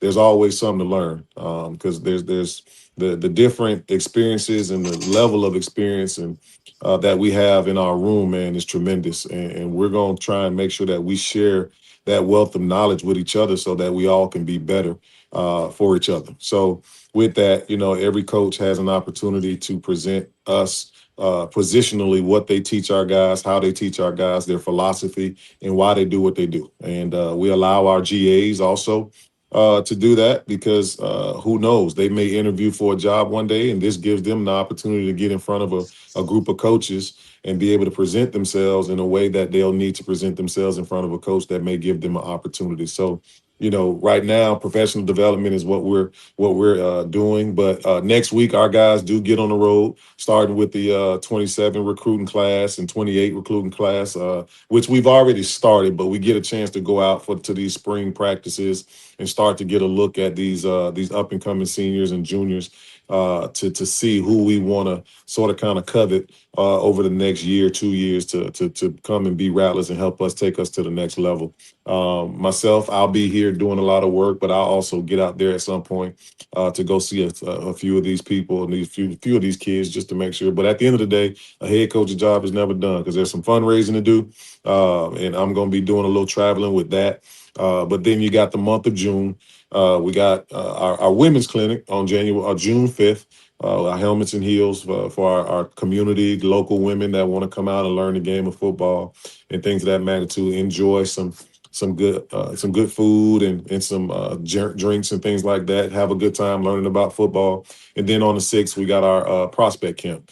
Our first prospect camp here as a staff on June 6th. And then June 11th, we got our 7-on-7 and big man camp that we'll host right here on campus. That'll give some teams from around the state, from around the Southeast region, a chance to come on campus and compete against some of the top schools in the Southeast region in 7-on-7. And then give the O-line and D-line a chance to compete in some fun games and do some things against each other that'll give them an opportunity not to be left out, because it's just T-shirts and helmets when it's 7-on-7. So to give the offensive line and defensive line a chance to compete in some things. So for us, man, we're always working. We're still adding some people to the fold. We just had a commitment from a linebacker this last couple of days. We just got a commitment from a quarterback over the last couple of days. As soon as we get that ink to paper, we'll be able to release that and all that good stuff. So for us, man, the job never ends. We're always working. We're always continuing to try and make sure that we're bringing in the best talent that we can and making sure that we're putting our best foot forward to make FAMU what it needs to be. All right, one follow-up to that. I know that the camps are a good way for players to get in front of you, the staff and get looks and so forth. But I know some folks can't make it there, and Rattler Nation is everywhere, and they have nephews and cousins and that's right. that can play, right. That can actually play, right. That they want to direct to the program. So in that case, who should they be sending the information to? Toriano Morgan is our assistant head coach. He's also our high school recruiting. He's our overall recruiting coordinator, but he more so handles the high school recruits. So Toriano Morgan is who they should be forwarding that information to. His email is Toriano TORIANO.Morgan@FAMU.edu. So feel free to flood his email his mailbox with emails to send us the best athletes that you can, because we're always evaluating. We're always looking for good talent. Okay. Hey, Coach Morgan is active on social too, so you can find him. That's right. That's absolutely right. Him up on social, he's out there too. That's right, on Twitter and Instagram and Facebook for those who use Facebook. So he's very active. So you'll definitely be able to look him up. I got a recruiting question here from Marcus. Now, Marcus says, my understanding is that Division II doesn't necessarily have a formal transfer portal window. Is that correct, or is that? That's absolutely correct. A Division II student athlete can hop in the portal at any point, at any time that they so choose, which is unfortunate for those Division II coaches, because I know how that feels. Because you go through spring ball and you think your roster is set and things of that magnitude, and then some of these schools start poaching because they may have got some guys injured or whatever the case may be, or you get a guy that's just not necessarily happy with what he got going on and thinks he can get better, and decides to just hop in the portal. So that's the unfortunate part about the Division II level right now, that window doesn't sort of kind of relate to them. And I think that's one of the things, the last meeting that I was able to attend for Division II this past year was the talk of making the same window as Division I's have, if not the same window, somewhere around the same window, so they'll have the ability to keep their rosters and be able to build their rosters and not allow people to come poach their guys once spring is over or at any other time as well. So I think that at some point they're going to get to that in terms of a window, but right now it's a free for all in Division II. So I think this is where his question was going. So given that and the fact that you have had that experience on the other side, but now you're on the Division I side, is there an advantage that you have to being a little more aware of that market? Do you have a little more sensitivity to that? What's your philosophy or your thoughts as it relates to any Division II guys that may be looking to move up? So I have a little bit more sensitivity because I know how it feels, but at the end of the day, I'm not gonna cut my nose off to spite my face. You know what I mean? Because if there's a good player that hops in the portal and is available, who am I not to evaluate him for my team, especially if he's gonna be a guy that makes us better. Because we're always looking to get better. We're always looking to bring guys that are academically sound, that's gonna make sure that they're doing what they're supposed to do in the classroom. And those guys typically that get these opportunities coming from a Division II understand what it looks like to not necessarily have all of the bells and whistles and know what work looks like. Because Division II, man, it's a struggle, to be honest with you. And those kids that play Division II football understand what it means to be hard workers. And, typically those are the guys that come in and play for you early because they understand the work that has to be put in. And then they also understand the academic piece that has to be had as well, because a lot of them on the Division II level are on some type of academic money as well. So they got to maintain certain GPAs and maintain certain academic levels and standards to make sure that they don't fall below a certain standard to be able to obtain and secure those financial funds that's going to help them stay in school. So for me, man, if there's a student athlete that's out there that we feel can help our program and they're in the portal, I don't feel like there's a reason for us not to evaluate that player or those players to see if they would be able to help us in some capacity get the championship level. Gotcha. Thank you. Let me hit if you don't mind, Coach, if we got like maybe 5 more minutes, let me just filter through a few questions from the chat. The folks are asking offensive line. One of the things that we talked about the offensive line at spring, the numbers were short, but they did a great job. I mean, that group was probably I would call them the MVPs, given what the expectations were, the numbers, what they performed. How many total offensive linemen how's recruiting looking? How many are you expecting to have by the time fall camp comes around? Well, for us, man, to piggyback on what you just said, I think they were the unsung heroes of the spring. You know, we started off with 9. At one point in spring, we only had 5. Towards the end of spring, we finished spring with about 7. But what I can tell you about that group of guys is they're gonna fight. And those guys, Coach Seawalk has found a niche in some of those guys. Because to be honest with you, are they the most talented? No, but their will to work and their will to give it all they got is all we can ask for. And that's what they did all spring long. Because you got guys, we when we're in practice, man, we go. You're talking about over a total of probably 90 to 100 plays from a period standpoint, and then just different individual drills and things of that magnitude that they got to go through. So for them, man, you're talking about a group of guys that probably was the most conditioned guys at the spring on the team. Even though, you know, our cornerbacks and our receivers, they run every day at the practice, but there's nothing like getting those in-game like reps that they've been getting in practice that's going to help them in terms of their condition and making sure that they are ready to go at the tempo that we like to go. So for us, man, we signed 5 different linemen. And then we have a couple of walk-on guys that are very, very talented that we're going to be bringing aboard as well. So as of right now, from a number standpoint, we'll probably have somewhere around 14 offensive linemen that will come into camp, and we're hoping to bring in about 15 to 17. So we're still actively looking to bring in some talented offensive line to help us deepen that room in terms of depth, because we'd love to be 3 deep at the offensive line position. But you know, right now, obviously, that's a premium.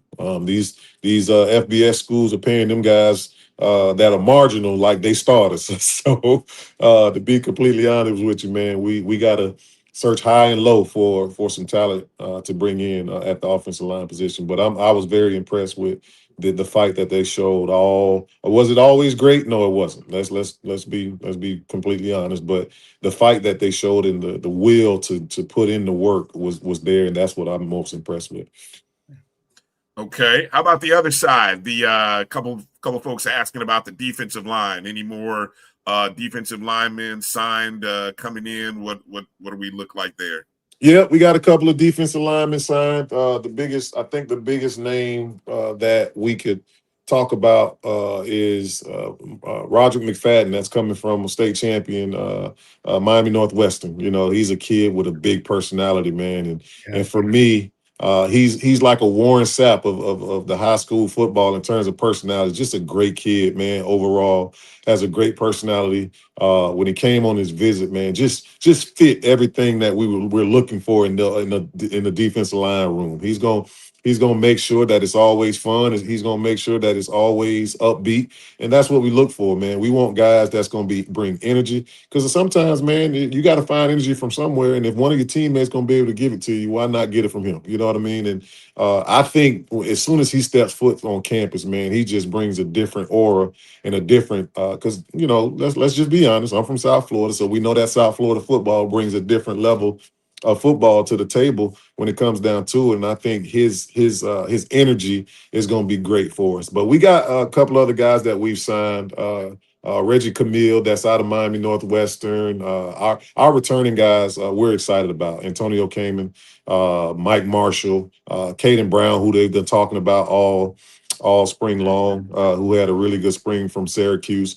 So we're DJ, Daryl Jones, Mazio Randall. Those guys have really did a good job this past spring of setting the tone for us going into the offseason and making sure that, once we get into our offseason workouts, we got some things that we can work with, some pieces to work with.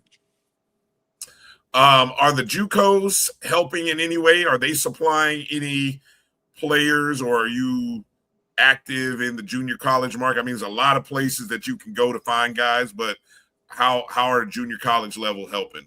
Junior college levels are helping tremendously. You just got to be able to find the talent because, again, those FBS schools are still searching JUCOs as well.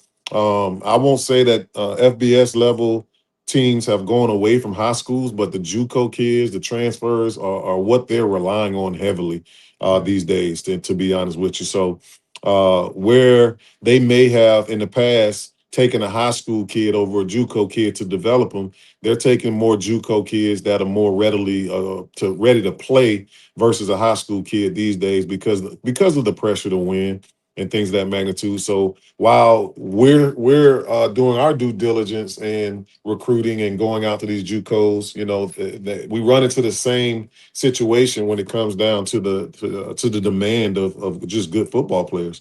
But we're doing our due diligence. We got a couple of guys that we have on our radar that'll graduate in May from JUCOs. So just be on the lookout for that because we'll probably end up signing a couple of those too. Nice. Okay. You mentioned earlier about getting out on the tour and doing some fundraising.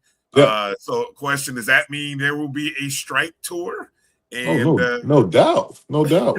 I got to go see my peeps, man. All right. Let me help you understand what that Restore the Strike has done for us, man. Okay. Y'all, okay. I don't think they understand what start they got us off to. I think it was the Restore the Strike fundraiser, man, that Marvin Green helped come up with was tremendous for us in terms of a start. It allowed us to, right now, our lights are in the works to go on the practice field. We got our goalposts out on the practice field right now that are about to be installed, I think, this week. It's allowed us to go ahead and purchase, instead of renting, 2 of the lifts that we film from, so we won't have to rent those anymore. We purchased 2 of those. We're putting another storage area out on the practice field, so our equipment that we've just purchased, more equipment that we've just purchased is able to be stored and not left out in the elements so to last longer. So for us, man, what they've done, or what they did for us and continue to do with the Restore the Strike momentum has really set us move forward right now with certain things for the program. The branding around the building is starting to come together. We just got approved with the branding for the building. So we're working with a company to get the all in and the service sacrifice and respect in and around the building, all around the building, so people will understand what our 3 pillars are and what our core values are when it comes down to the program. But the strike tour is definitely in the works, and I would hope that in the next week or so that we'll be talking a little bit more about that in terms of dates and cities that will be hitting. Myself, I think Coach Ward, Coach Gordon, Coach Pressure, and I think possibly a couple of other coaches as well. Well, that's an all-star group out on tour, boy. I mean, it's the who's who of coaching. I'm excited to be with an Olympian and Coach Gordon and a Heisman Trophy winner. I'm gonna sit back and enjoy this. Hey, somebody needs to put a camera and follow you guys around, because that's a summer tour. That's a reality summer tour we like to see, boy. Absolutely, man. Absolutely, and you can tell the support that Coach Gordon got, man, with the Giving Day. I think she raised close to $20,000 in 2 days, man, and that's tremendous. You don't see that a lot when it comes down to it, but $20,000 for her program is going to go a long way for her girls her young women in terms of moving their needle forward as well. And she's done a tremendous job of getting some great recruits in and, you know, doing her thing on the recruiting trail. So I'm looking forward to what she does in the upcoming year as well. And unless Marcus or Kelvin had any final things, I want to close it up with you, Coach, and with the draft starting tomorrow, going through Saturday. We know we've got some young men who they have an opportunity, I think, to play on Sundays coming up. What's been the process like as you've talked to maybe teams or you've talked to them? How have you maybe helped them navigate? Can you give us any background on what it's like for some of those guys who participated in Pro Day who are hopeful? What I can do is speak from experience, because these next couple of days are probably going to be some of the most nerve-wracking days of your life, you know, hoping and praying that you see your name across that screen.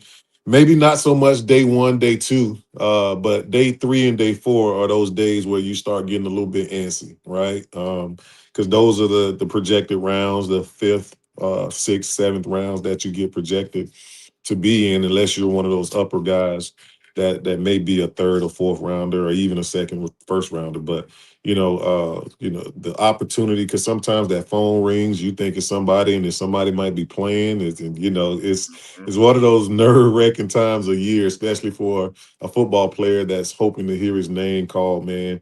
But you know, for them, it's an exciting time as well, because despite not getting drafted or seeing your name cross that screen, man, the opportunity to get just a chance to go and be a part of somebody's training camp or OTAs, and to put yourself in position to make a living for yourself is a tremendous thing in itself as well. So the scouts, they call, while I don't know a whole bunch about the guys that are eligible for the draft this year, I do know there's some interest that has been shown in those guys, and they have some talent to be able to go up and possibly compete on that level. So if their names are called, man, I'm looking forward to them representing Rattler Nation and FAMU football in the best way possible. So I'm rooting for them, despite them not being a player under me. They're still Rattlers. So I'm looking forward to supporting those guys and making sure we do what we need to do from a program standpoint to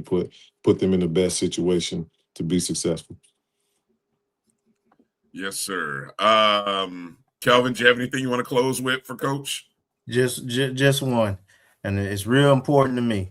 So, Coach, you talked about the money raised and how you using it to put into the program.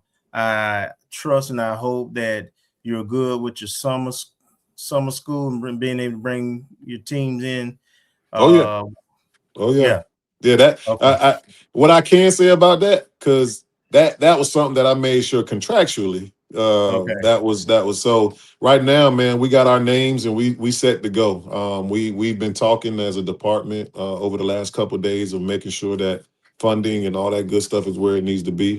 Because this is what's going to set us in a trajectory that we need to go. And that's what I'm looking forward to the most. So what I'm gonna start doing, man, in terms of, like I said, I'm gonna be transparent with everything that we do. When we get these goalposts up and taking pictures and making sure Rattler Nation see where their money's going, when we get that concrete slab out there and they put that building out there, I'm gonna take pictures so y'all can see. And then once them lifts get here, we're gonna take pictures of that so they can see. Once the artwork and all that stuff, and then also, man, we're about to. We've never had recruiting carts, so we're going to utilize some of that money to purchase about 2 carts, golf carts for recruiting, because it's one of those things to be able to get these student athletes and their family in and around campus. And for them, we the highest of 7 hills, so walking ain't no option, So while it's an option for us because we know what it's about, you got some parents that and grandparents that come on these visits that may need to get a ride wherever we're going to take them. So that's just part of taking this program to the next level, man. Because I'm just sick and tired of seeing these schools that we used to beat up on just fly by us, the Troys, the Appalachian States, and people like that, man. And we beat Troy 2 years in a row. There's no way they should be better off than we are right now. But that's neither here nor there. But we working to get to where we need to go, and we're gonna continue to put put that in the forefront. Yes, sir. Coach, you mentioned earlier the young man, the high school defensive lineman. What was the name again? Just want to make sure we have that logged in our. Roderick McFadden, Miami Northwestern. The other one. You had a name, was Reggie Kimmel? Yeah, Reggie Camille from American Heritage High School in Plantation. Okay, got it. You know, we got to keep up on the recruiting, Coach. You know, That's right. We keep up. So that's that right. Way we got it in house. So all right. Hey, Coach, again, we always appreciate your time this evening. I know it's been a busy night for you, but man, we appreciate the work, appreciate everything you were doing. The messaging is clear. We are focused, eyes on the prize. Orange helmets down. We're ready to go, Coach. That's right. Like I said, man, I'm always saying, despite some of the disappointment, we're going to turn that disappointment into determination, man. I'm determined to take this program where it needs to go. And like I said earlier, let's go to work. Gotcha. Amen. Hubba. Thank you, sir. We appreciate you, Coach. We look forward to seeing the news about the strike tour and the cities because, boy, I'm telling you, that's going to be exciting to see. So, absolutely. Hey, right, Hubba Coach. Rattlers. Love you, dudes, man. Hubba. Thank you. All right, Coach. Man, good stuff. Woo. Good stuff. Yeah, he brought some nuggets tonight, didn't he? I'm telling you, all kinds of good stustuff coming out. Yeah. All kinds of good stuff.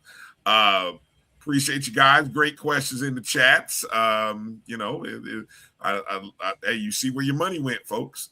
You see where your money went. And I will do a video as this stuff comes in and so we have it on the O&G, do an O&G exclusive, and then put it out on our social pages.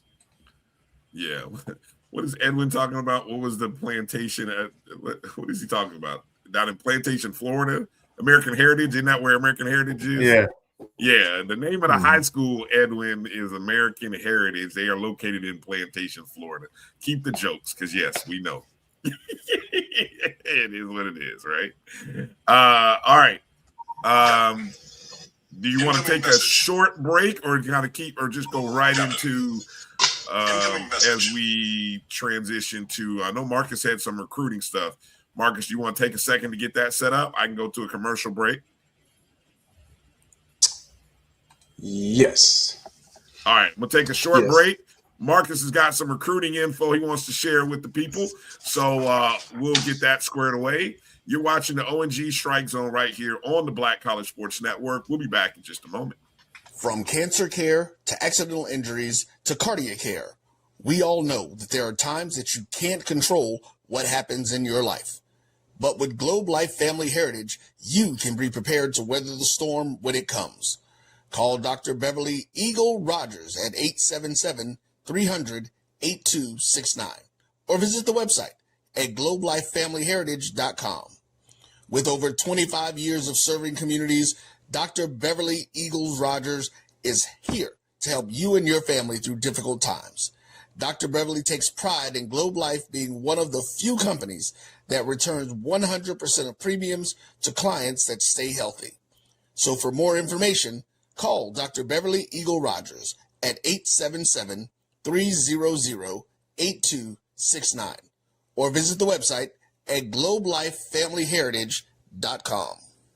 And we have to fund our kids in these colleges, and we have to make sure our kids have seats in these colleges. Now, what about HBCUs? You mentioned. Absolutely.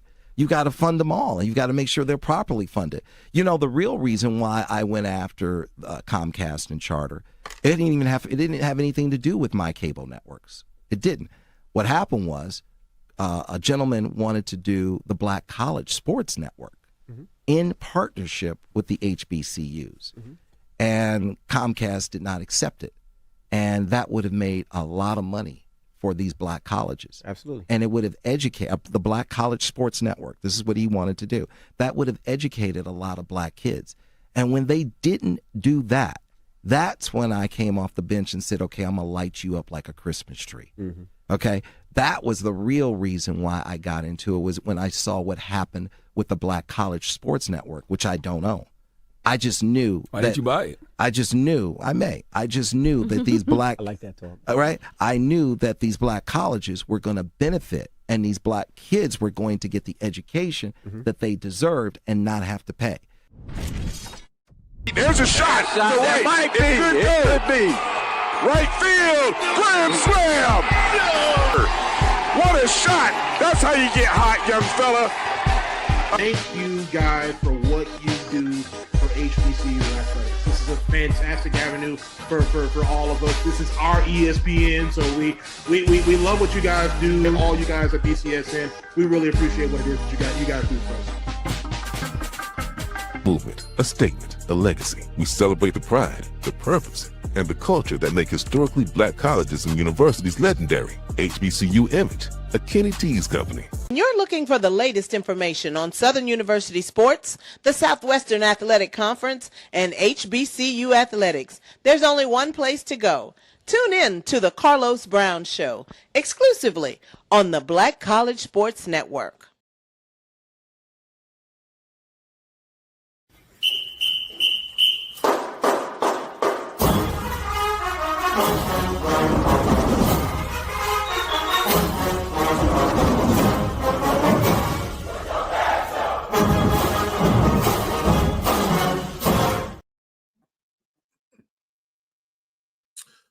All right, welcome back to the O&G StrikeZone. Bryan, Kelvin, Marcus here. All right, as Marcus is getting his screens set up.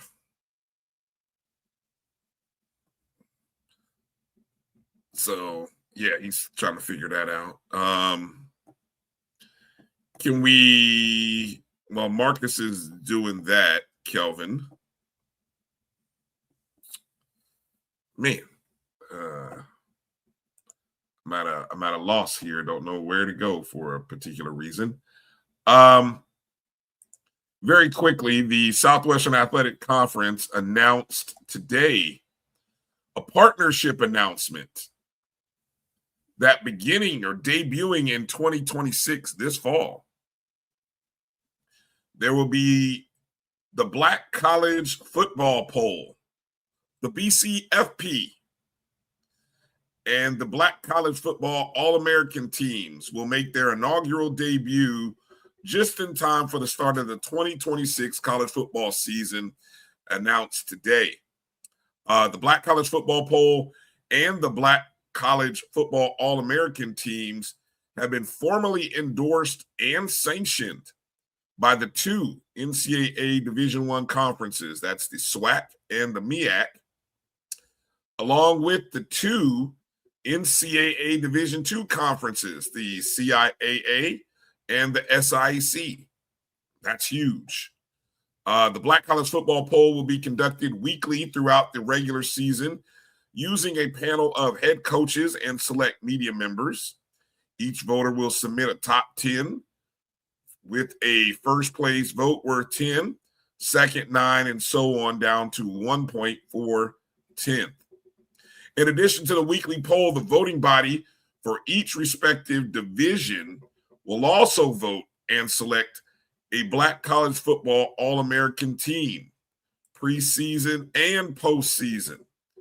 And that will consist of the top HBCU student athletes, first team and second team. Individual awards will also be awarded to the Coach of the Year, Offensive Player of the Year, Defensive Player of the Year, and Freshman of the Year.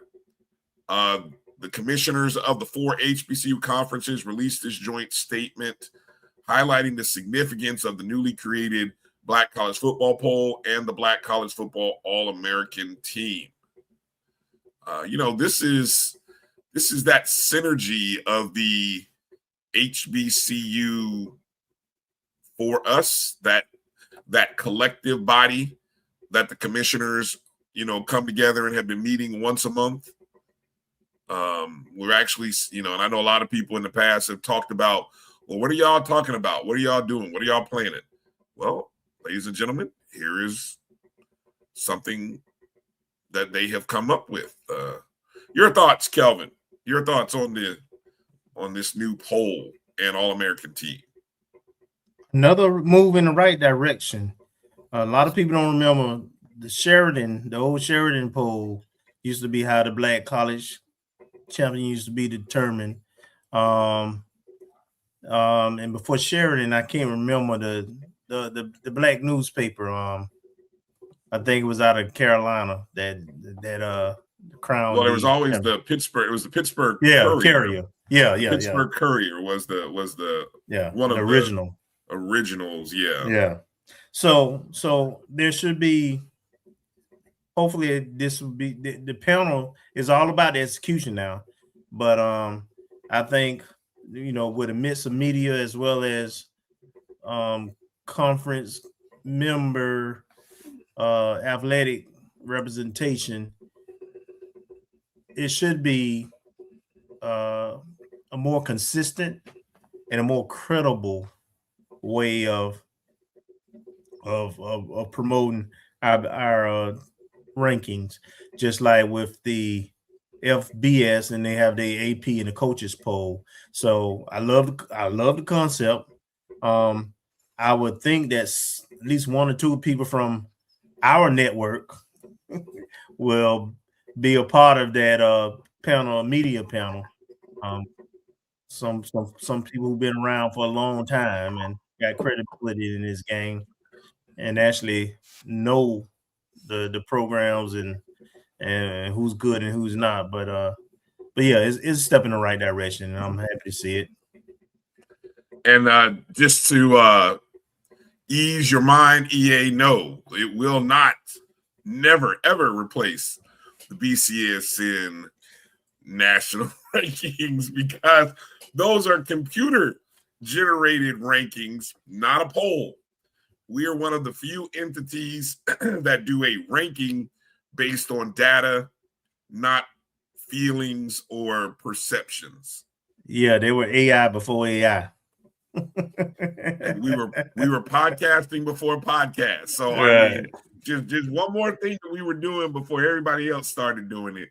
We just ain't figure out a way how to make no money off of it. That's all. So that's shame on us. Shame on us. That's the bad part. All right. So yeah, I look forward to telling more about that and seeing how that works out. That'll be fun. That'll be fun. But I think the big thing is the fact that it's endorsed by the conferences. Yeah. Meaning, I don't want to speculate. We'll just kind of put a pin on it and see what happens. Okay. Marcus, I think I see in the background has got some stuff ready. Marcus, are you ready to roll? Or do you want me to roll? You're on mute. Yeah, you're on mute right now. You got two screens up, Marcus, so I don't know if I kick one out, and let me see. Hold on. Let me kick that out. Marcus. Yeah, for some reason you got two screens logged in. How did I do that? I don't know, but you did. So it's all good. I think it's the software. If you log in on your computer, plus you logging in through the feed here, and then there's like when I post 2 times. If I log in on my computer, I post 3 times when I post in the comments. So it's got something to do with software. Y'all doing too much. Y'all doing this. You want me to go ahead and add this to the stage? This one right here, the green one. Yep, there we go. Verbal commits and signees as of April 1, 2026. And this is old. I haven't updated that date, but as you can see, when I was putting this together, I was in my R&B mood. So I got different titles for different things. Oh Lord, hold on. Let me. I didn't even look at that. Let me zoom in. Let me make it full screen. Right here, SWV. I'm still waiting. Not Jodeci. Hey. I'm still waiting. Hey, I'm getting the waterbed beads kind of vibe. How did you get here? Deborah Cox, underrated. Good. Oh, not the guy. Goodbye, love. Okay, Marcus, look at this. You don't know my name? Orange Juice Jones, the rain. Woo! Marcus. So let's go ahead. I'm gonna go ahead and Lord have mercy, yeah, because Jesus. So right here is all the current players. So we might not, not the current players, but the players we've already reviewed. So I might go to that one real quick, see if there's anything. I believe you're controlling this, right? There you go. Yep. You're controlling it. Boom. There we go. So I'm gonna skip all the people, and they're green but these are old signees that we reviewed. Yeah, from the high school, from signing day. So we do have Mr. McFadden. He signed. Come on, now it's acting slow. Chase Gillespie. All these are people that we've seen. Now Armand Parker, he passed. Malik Denmark, both in spring practice. Taylor Smallwood, Isaiah Knowles, Chris Cotton. All right, pending signings at the time, but we don't know. So this young man who's, I'm assuming he's going to come eventually. He also committed the same day from Thomas County Central, Jermaine Dennis. So we've had him on the list for a while. The post-signing day commits and signees. Jakari Leonard, I think we talked about him a little bit from or Jones Orlando High School. Amari Ford, these are two guys that signed on signing day and were kind of like after the fact, the big announcement. Out of West Boca Raton, Kendall McKenzie. And I do know that Coach mentioned that, there may have been some folks that left the spring practice. I don't know who's who. So I'm listing folks that we found. Transfer out of University of Memphis. And my presumption is that he may have had some experience with Coach Gray or someone on his staff, as a couple of them had experiences at the University of Memphis about 2 or 3 years ago, around the time he was a freshman. Michael Gasoline, I think that's the young man that Uncle Luke was hyping up and got signed. Malik Hope, he was one of our verbal commits from back in the fall, and he eventually signed. Anthony Bell out of Miami Northwestern. It's good to hear that at least 2 or 3 players from the South Florida area. So it didn't take long to start making connections down there. DeAndre Smith, he committed. Junior college player out of Lackawanna and Highland Community College. So he committed back in February 14th. This is someone new, Dante Howell. He verbally committed, came across this on social media a couple of days ago, end of last month. So I don't know. I guess we're just stacking up QBs because it seems like Coach mentioned that in the conversation. He mentioned a QB. This must have been the young man. Not sure, because there was another offer about a week ago to a transfer. So I don't know who he's speaking of. So we'll have to see. And I haven't had a chance to jump on their socials to see if they've proclaimed it. And this young man that committed, and I think he mentioned him as well, Jalen Blackwell out of Atlanta. And he's coming from Boston College. Yeah, I saw his should be class of 2021. I got to put that. He looked like he was a DB, but you say he's a linebacker. Okay, I saw that. Well, post. He started out, I think he was a DB, linebacker, running back in high school, but all of his playing time at Boston College was at linebacker. Gotcha. So I think that closes that out, and I'll try to get information on the new signee that and the decommitments. And I'll skip some of these, but here's some of the players that were committed to the previous staff. Didn't have a picture for him. People in no man's land, previous commits, status unknown. Actually, 2 local guys, I think, at least 1 local guy. This one, this is Enigma, because he committed. I haven't seen anything on social media that implies that we were in contact with him. And then like about 2 or 3 weeks ago, I saw some advertisement from the Mercedes-Benz in Jacksonville saying congrats to him. And he was driving off in a Mercedes-Benz on his way to Tallahassee. So I don't know what's up. Wow. With okay. Yeah. I have no idea. We might just have, you know what, Marcus, we're getting to the point we might just gonna have to call the high school coach at the bowl school. You know, that's how they do it, right? We just go ahead and call his coach and find out. So what's the story with your guy? Where is he going? Yep. Oh, now my computer's locking up. All right. Roster updates. These are the players. I usually try to, like, when spring game comes around, it's like, okay, that's a name I haven't seen before. So to update everyone on that. And Jaden Altar, I hope I pronounced it right. I think he got an award for the spring practice. He's a DB. He did. Got a most improved DB / cornerback group. Mm-hmm. He did. So I saw his name actually pop up when Coach Gray was doing the Players of the Week. So his name popped up. So I noticed him as someone that we hadn't seen before, but he's another South Florida person. Mm-hmm.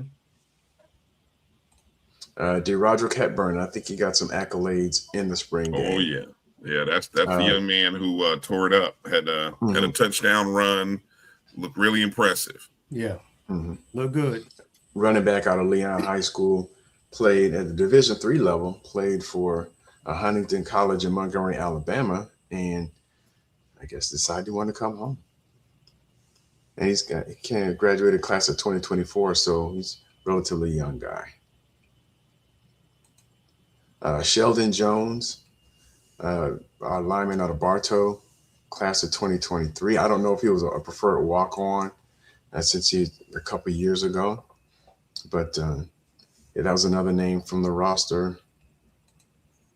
Kamarion Bush, and actually I think he was offered a couple of years ago, coming out of JUCO, and he's out of Godby High School, but also played at Gadsden County. It's been the last 2 years at JUCO. Kingston Sutton, had to do some digging on him. His name was listed, but he's a linebacker out of Sandalwood High School. And Aaron Moore, I have to do a little more digging on him. That name is on the roster. And the closest, my assumption here is that it's reference to this particular player. He actually played a different position in high school, but he was listed at running back on the spring roster out of Gadsden County. He's a class of 2024 player. And that's all I have for football. There's a couple more names on the roster, but I haven't been able to find anything on those players, so I didn't want to put them up. And if you give me a quick sec, I'll see if I can switch over. I don't know if it's still sharing or if it went out. I can switch over to the Olympic sports. Yeah, go ahead and do what you need to do. All right. Oh, that was. Now let me see. Try to share if I can hit the right button.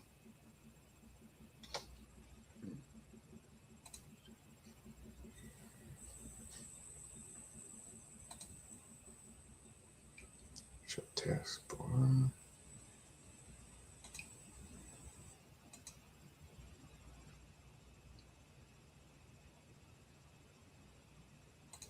Screen.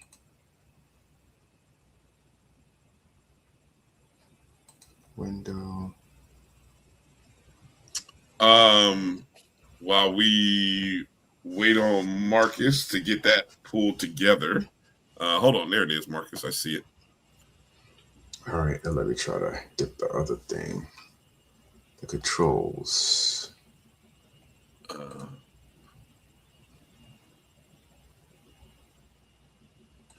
think that's it. So a lot of these we've covered. Rihanna Weaver out of Atlanta, signed for softball. And I'll go through the ones that are in black because once again, I use that color coding for people we've already covered. Aliana Stubbs out of Riverview, Florida. This is softball. Eliana Brinson. I haven't seen any new softball wins yet, but I'll have to go back and check because it's been a while. Volleyball, I don't think we have anybody new. But I know Coach said he's looking for at least one more, but I haven't seen any sign of that yet. Baseball's got a lot. And I haven't confirmed this one, but he committed almost 2 years ago. Nicholas Brown, Roma Zabala, we've seen some of these players. Christian Sheffield, Caden Johnson, Matt Altman. He actually sent me something on social media, said he's hyped about getting up here, and he's tearing it up down there for Gaither High School. Zaylin Hicks, Matthew Midnet, Ashton Brown, Reginald Bass.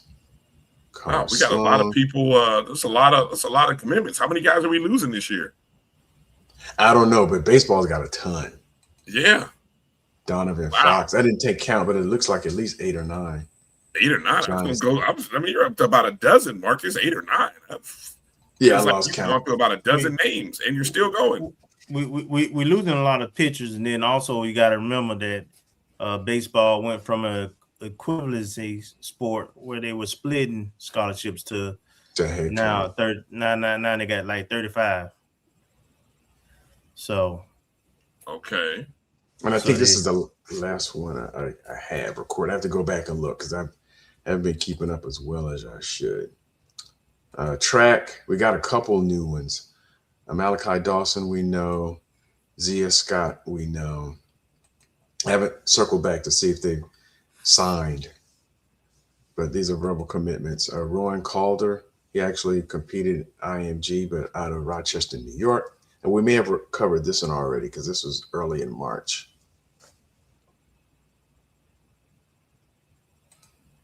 Crystal Malekhan. Now, she just committed this week or late last week out of Lake Nona High School. I think she's middle distance, like 800, 400, and cross country. So she verbally committed. And this one just came yesterday. Mason Kelly. Now he's coming on because he's got a couple state titles, an individual and his team. And I think he just committed. Those sent this graphic. Racine sent this to me late last night or early this morning. So the men's track, you can see where Coach Ellenwood is starting to build up the men's track side to try to make sure we're competitive and in championship form on that side as well, and keeping the ladies up. Women's basketball, we actually got our signing last week. Kristen Johnson, who's like all world. Alabama. She won a state title. She won Class 6A Player of the Year. Her team's basically a juggernaut. Right. 6A Player of the Year. Baller. That's what everyone. That's what the people in Alabama keep telling me. Baller. Buckets. Yes. So she signed officially last week, and we know about Lily. And Coach Pressure mentioned her. I think it was last week or 2 weeks ago when she was on. And Leah Sims, and I know we had talked about her a teeny bit when she. The coach came on a little bit. But before that, where there was a connection between her and Shania McCarthy. They had an overlapping year. I think her freshman year at her previous college, I want to say Sierra Costa, was Shania McCarthy's second year. So they had at least one season together. And I know Coach Pressure was saying she was looking for one more player. Or Kelvin, you mentioned a commitment out of Atlanta, but I haven't found anything yet. So you can slip that to me when you get a chance. And you got one more coming there, Marcus. Men's basketball. I don't know. Hold on, before you go to men's basketball, let me make mention, because we didn't. After our show, the next day, the news came out that Coach Gordon, the official word came out on Coach Gordon's contract extension, which very similar to what I thought it might be, where Coach got another year contract, and I believe there was an option for another additional year. I didn't read the details or catch the details. Is it how the options, Kelvin? Did you read anything regarding the options? I have not seen the actual contract, but the way it was worded is a 1 year extension with a optional another year. Okay. So if I had to again, I'm just my own personal speculation here.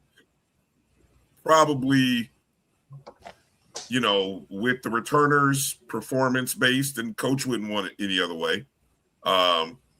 Performance-based, where we probably, expect the team to, be 10 plus in the SWAC regular season.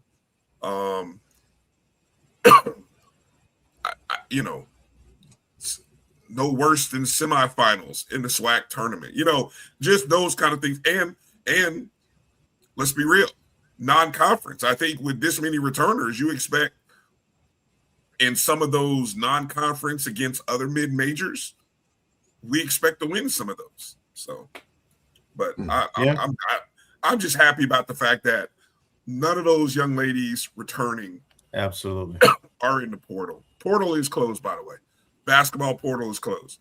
Yeah. So the fact that we lost no women's basketball players to the portal after what we saw the last 2 years, I mean, again, kudos to what Coach Gordon has built. That's a good sign. And the messaging, it's a great sign. Yeah. Mm-hmm. All right, men's basketball, which we have quite the opposite. We got a lot of openings in men's basketball. Yeah. Jaden Joseph, he signed back in November. And we had a recent commitment, Chandler Davis, out of Wharton High School, playing for Hillsborough Community College. So he recently committed the 17th, which was, Friday?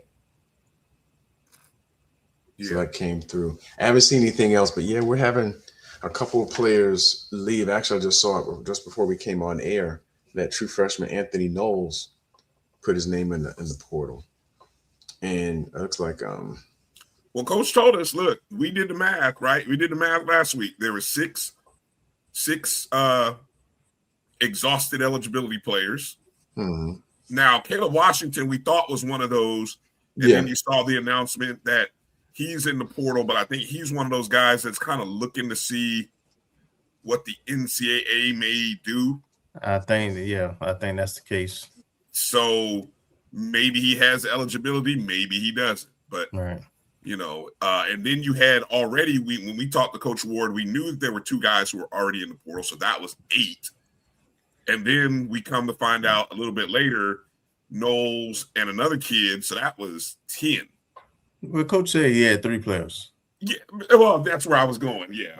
I was going to do the math backwards and say, Coach told us there was only 3. So it is what it is. But I love the 3, especially 2 of the 3 with the 2 bigs. We still have the 2 best bigs in the SWAC, in my opinion. I agree. And Baker is a really good 2 guard for sure. Yeah. For women's tennis, Jahari Gorham, you knew about her from back in the fall. Arian Thomas, she's the sister of our current. I don't know if that's her sister or if they have a third sister that's sitting on the far left in the image, but she's the younger sister of our true freshman, Alnea Thomas. I think that's how you pronounce her name. So Arian Thomas. And I don't know anything for golf. And that's all I have. Okay. Can we make mention, since you kind of ended there with golf, or with tennis rather, our women's tennis team in the SWAC tournament playing Southern in the opening round did manage to beat Southern and eliminate them 4-1, which we lost to Southern in the regular season. 4-3, right? Yeah, so that was good to see them win that, and then they advanced to the semifinals, where they faced the number 1 seed regular season champs, Jackson State. They lost to JSU 4-1, I think it was. Yes, it was. Yeah, and then JSU ended up losing to Alabama State. So Alabama State Hornets end up winning. I think they won the men's too, so they ended up getting. They did. Yep. Yeah, they got the tennis sweep. Yeah, the men have won 5 in a row. Yeah, juggernaut. So the tennis season, I think the tennis season is It is for complete. us. It is It's complete right now. So, I think who was our lone? Did we have just one senior, if I'm not mistaken? Was that Reagan? Maybe two. I think we had two. Reagan and what's the other young lady? Victoria Rodriguez. Genesis Whitlock. Genesis Whitlock. Genesis, yeah. Yeah. So Reagan Harris, who was definitely a key member of our championship teams. Genesis was also a part of it too. Remember when both of them kind of came in as true freshmen? Yep. So, definitely salute to Reagan and Genesis on a great. I'm assuming their career is over. I don't know that to be a fact. I just know they've been a part of the Timmins program for 4 years. So, if a fifth year gets, if there becomes a fifth year, I guess maybe they'll take advantage of it too. But congratulations to them. Champions, no doubt, been a part of 2 tennis championship teams, going to the finals 3 years. And then, of course, also there's a grad student, Veronica Rodriguez, who was a part of the championship team last year. I think she kind of came in a couple years ago from Maracaibo, Venezuela. And so she's a grad. But everybody else on the team, sophomores and freshmen. Yeah. So, Coach Nikki's reloading with the youngsters, and we'll see what they look like next year. They're going to be in it. They're going to be in it to win it next year. Mm-hmm. So, shout out to Coach Nikki and Coach Wade. Yep. Kind of a reloading season, but we know they do a great job, and they're going to reload. Yep. Exactly. Track and field, they made some big headlines at the Tom Jones Invitational down there in Gainesville, as the track and field really shined at the Tom Jones. Tiana Adams continues to rewrite the Florida A&M record books. She ran a 13.18 in the 100-meter hurdles, which was second. She finished second in that meet. Adams's record-setting run capped a dominant day for FAMU's women sprinters and hurdlers, who combined for multiple personal bests against a field that featured some of the top programs. Did you even see the 4x1 featuring Shikari? Did you see that 4x100? They were at the Tom Jones. No, I didn't see that one. Yeah, I think that's what I saw, because I saw a clip of Shikari and the 4x100 over the weekend, and they were running at the University of Florida track, and I'm like, okay, that's Tom Jones. So there was pros there. Because I know on the men's side, was the American sprint champion Noah? He was there. Oh, okay. Noah Lyles or whatever. Yeah, Noah Lyles. Yeah. That 4x100 team with Shikari and again, the other young ladies, but I know Shikari she's the anchor. They ran like I don't want to say it wasn't a world record, but it was pretty damn impressive. From what I saw. Our 4x1 was pretty daggum impressive too. Yes. Yeah. I think they ran the second fastest time in school history. Yeah. DeAndre Gaines killing it at 11.23 in the 100, establishing a new personal record. She vaults to number 2 on the all-time FAMU performance list in the 100 meters. Yep. Unreal. In the 400 meters, Kira Copeland had a 54 flat, while Amani Kirkman had a 54.92, both times reflecting FAMU's depth in the quarter mile this spring. So, the track team on the men and women's side looking very, very poised to compete for championships for sure. Yeah, they got one more meet before the SWAC championship, and that's going to be in Jacksonville next weekend, May 1st and the 2nd. They'll be in Jacksonville, so at the East Coast Relays. So if you're in the Jacksonville area, if you want to get over to University of North Florida, go check out the FAMU track and field team. And then in a couple of weeks after that, the SWAC championships in Baton Rouge, May 10th and through the 12th. Bryan, we on both teams, we have very few seniors for track. And I just, on our women's side, man, with what they're doing this year, I just can't imagine what they're going to look like next year when they get the fastest woman in SWAC back competing with what we already got coming back. Oof. Yeah. I think I think we may have an opportunity at some All-American status at the NCAA next year for sure. You might be right, Kelvin. We might. And I ain't ruling out this year. Yeah, definitely. Okay, let's go to the diamond for our last two sports for the night. Let's start with the softball team. The Rattlers. Darn shame what they did to the Devil. The Devil is a lie. Don't call them a rival. Outscored Valley 47-4 over the course of 3 games. 19-2, 12-1, 16-1. All 5 innings games too, I think. Wow. Unfortunately, came back on Tuesday for the midweek game against Troy University, lost 9-0.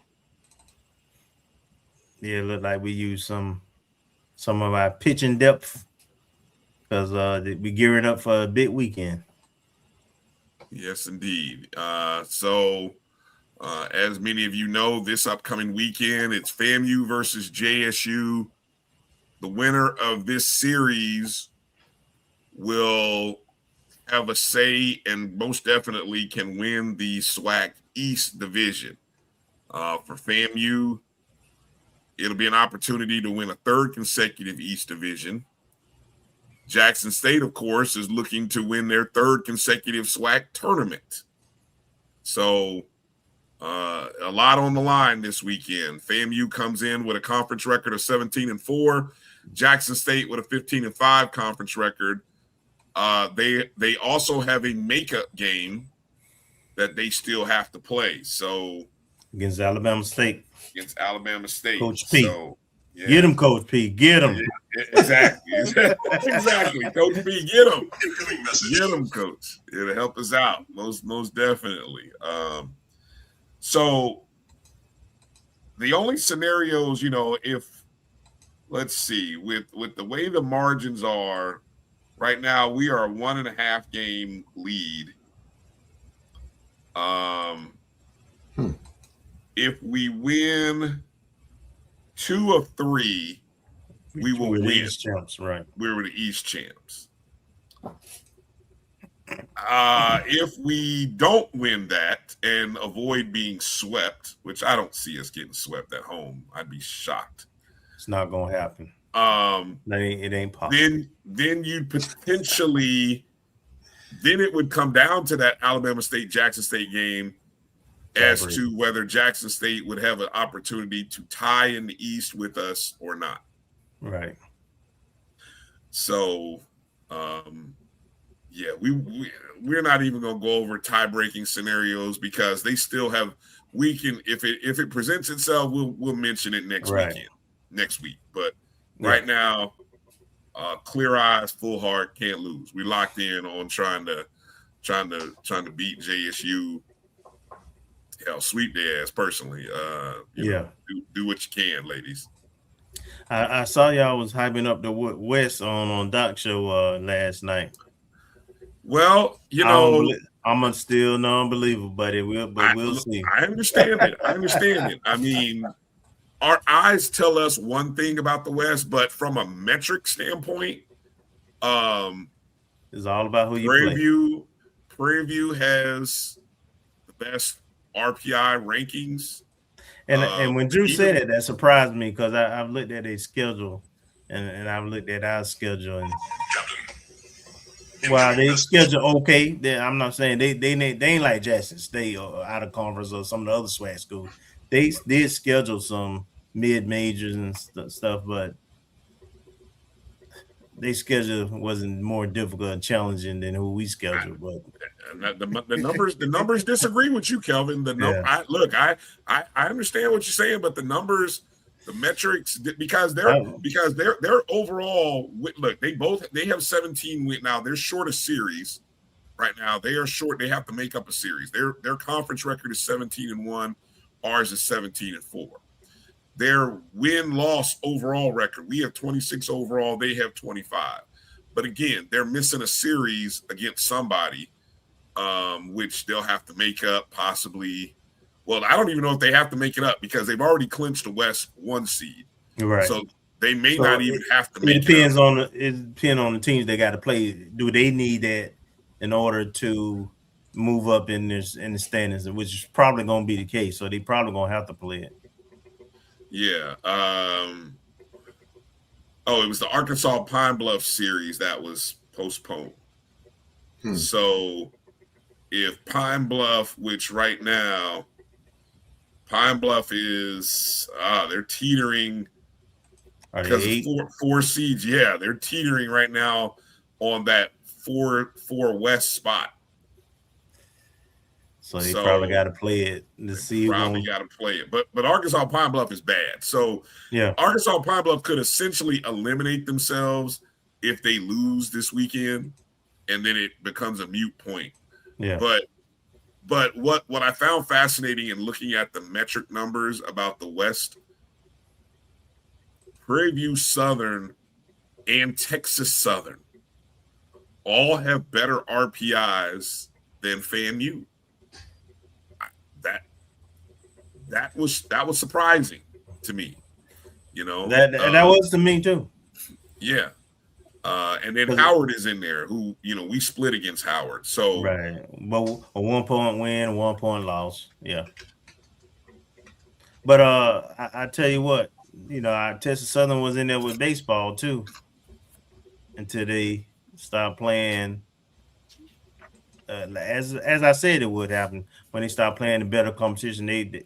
Their schedule was backloaded with a stronger team, so I figured it would fall. And of course, it's a big series coming in Tallahassee.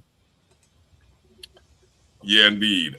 So again, the softball times Friday, it's 6:00 Eastern at Veronica Wiggins Field at the University Softball Complex.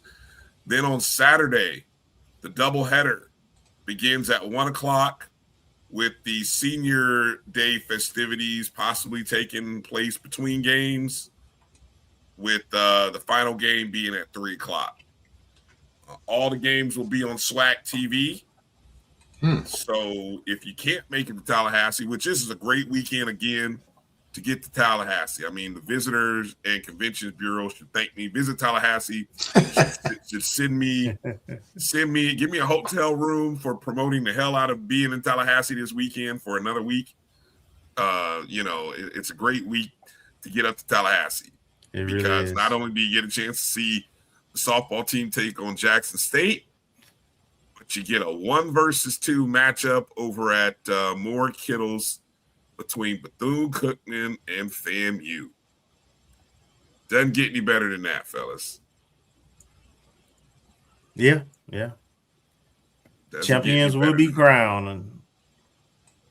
Yeah. So let's. So here's what's at stake. Obviously, we're on the back end of the series schedule. So 6 series have been played so far. This is series number 7 of 10. Right now in the standings, Bethune's in first place. FAMU's tied in first place. Texas Southern lost some games over the past weekend, so they dropped to 2 games behind us and Bethune. Mm-hmm. And then you've got Arkansas, Pine Bluff, Southern, and Grambling to round out the top 6 teams. Let's look at the tail of the tape, gentlemen, because I think this is going to be an interesting matchup. I broke it down. I got 2 tail of the tapes here. Let's take a look at it from the hitting comparison. Now, this is just in terms of the conference breakdown, right? The conference games only. There have been 18 conference games played. You can see the batting averages. Bethune's hitting 336. We're hitting 310. Runs are practically the same.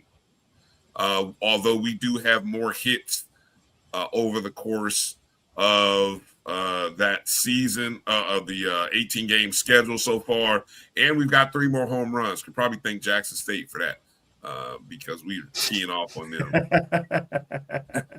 RBIs too, the 162 RBIs to 158 also. Now, Bethune has drawn more walks than we have thus far in conference games. We have struck out more. The on-base percentage, Bethune slightly higher. The one stat that caught me, fellas, and I think this will be an interesting play, the stolen bases and attempt. They have attempted and stolen twice as much as we have. 39 of 50 for Bethune, 16 of 22. That's going to be interesting to watch this weekend. Yeah, especially combined with the walks. So you walk somebody, and I don't know their lineup, but you're putting somebody on base who could potentially steal second base or steal third base. Yep. So they are a very aggressive team on the base pads. So we have to do a great job of putting them on the base pads for free. You know, we have to really take care of that. Now, the other stat, I also did a pitching comparison in conference games. Now, let me just run through what I think may be the lineup for games 1, 2, and 3. Now, one of the things that I noticed, fellas, Bethune has had some series this year where they have sort of played around with their food. I'll use that pun. They've lost game 1 of 3 series this year, right? And I noticed those losses are directly attributed to games in which they didn't start Edwin Sanchez, who is probably their 1A or their ace pitcher. I would expect, I don't know this to be true, but I would expect for Friday to see a matchup between Edwin Sanchez, who is 5-0 in conference games, against our number 1, Caleb Granger, who's 3-1 in conference games. That's the likely 1v1 matchup for, and those two met earlier in the year, fellas, back at the Jackie Robinson event. Incoming message. That was a 6-2 ball game in which, hold on, I was just looking at the box score in that game because that was a 6-2 game in Vero Beach. Caleb Granger versus Edwin Sanchez. Granger pitched 4 2/3 innings. He got rocked a little bit, gave up, got hit 9 hits, 6 runs, 6 of them earned. He did strike out 8 though, in 4 2/3. Sanchez for them was pretty dominant. He pitched 8 innings, only gave up 1 hit and 1 run, 1 earned, struck out 7, walked 1. So it was a pretty dominant day for their number 1. But that was early in the season, though, guys. You know, Caleb was, you know, well, we only played about 3 or 4 games prior to that, and this is Caleb who's coming off of Tommy John. So he looks to be in better form this time of the year than he did back in February. So we'll just put an asterisk or a pin by that earlier matchup. The number two, we weren't hitting it. We weren't hitting either. No, because we only played like 3 or 4 games. Yeah, we were still tinkering around with the lineup. Our offense looked like our offense now. And the only thing I'll point out, Brian, the stats look like I thought it would, but what I would point out is that our schedule was front loaded, their schedule was back loaded, and here's what I mean. Alabama and Mississippi Valley State are like the worst teams. And that's who they, in Prairie View, that's who they kind of played so far. The only team you consider competitive at this point that they play, because they don't play Texas Southern, is Southern. So their season ends with us, Pine Bluff, Alabama State, and Grambling. That's Bethune-Cookman's remaining games. So Pine Bluff, Southern, and Grambling. You said they do play Southern? They already played Southern, but they end the season with Pine Bluff, Alabama State, and Grambling. Well, so I wouldn't call those pushovers. That's my point. Yeah. That's my point. Well, we got just challenging the schedule down the stretch. We got Alabama A&M who ain't gonna beat nobody. And, that might be the one series, but the other series are challenging based on what I see. Could be Texas Southern, Grambling. We'll see. Anything you guys see in the pitching comparisons before I go and talk about the day 2 or day 3 starters? Anything? No, that's about right. They pitching has been a little more consistent than our pitching this season. Yeah. Starting pitcher. Yeah. Day 2, which would be Saturday, most likely would be a matchup between Tanner Bacabello and Garrett Workman. Bacabello is 5-0 in conference games. Garrett Workman is 3-1. So Garrett has pitched well of late, especially in conference games. Now, the day 3 starters are kind of interesting. And again, the young man from them, Harbor Sting Abreu, he's 2-2 in conference games. But again, I mentioned when they lost the game 1 of a series, they started him on day 1 and then came back with Sanchez and Bacabello. I don't think Coach Hernandez is going to play around with his food. I'm going to have to text him and ask him.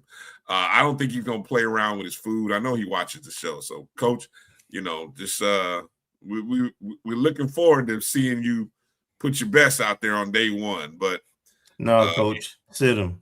Start Abreu. Start Abreu in game 1. See how that works out. No, sit all them good players you got down, Coach. You don't need them for the series. Hey, look, they got too many pitchers. I saw they pitched a bullpen game the other day against UCF, and they looked pretty good.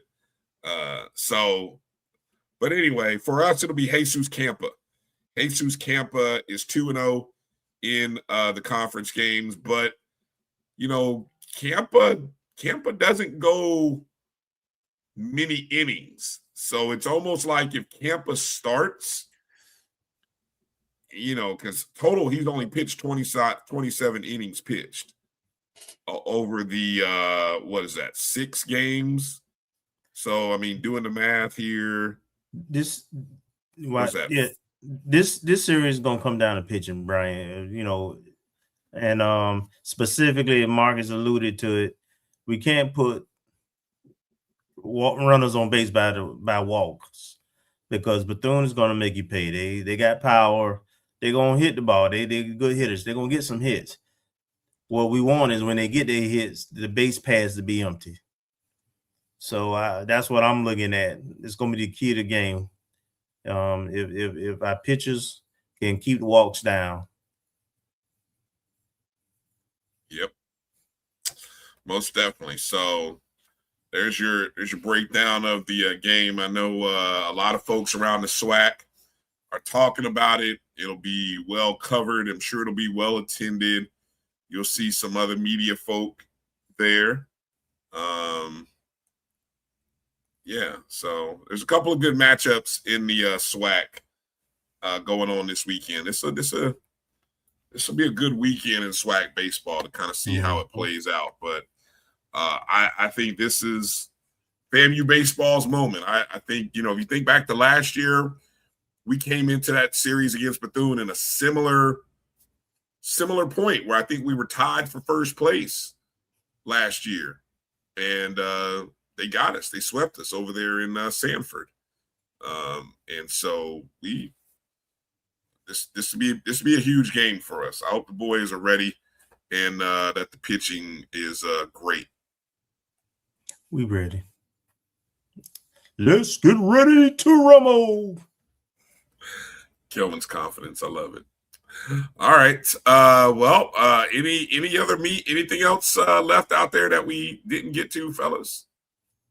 No, I don't think so. We down to our last 3 sports for the year: baseball, softball, and golf. And track. Oh, and track. That's right. Yeah. So still a couple chances to win some championships this spring. Mm-hmm. So we'll keep supporting, and we'll go forward from there.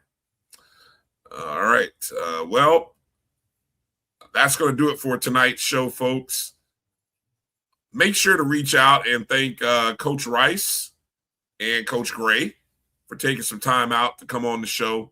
I hope you enjoyed those segments, got a chance to learn something new, as we always do whenever we have our coaches on. Want to send prayers out to Vaughn Wilson too.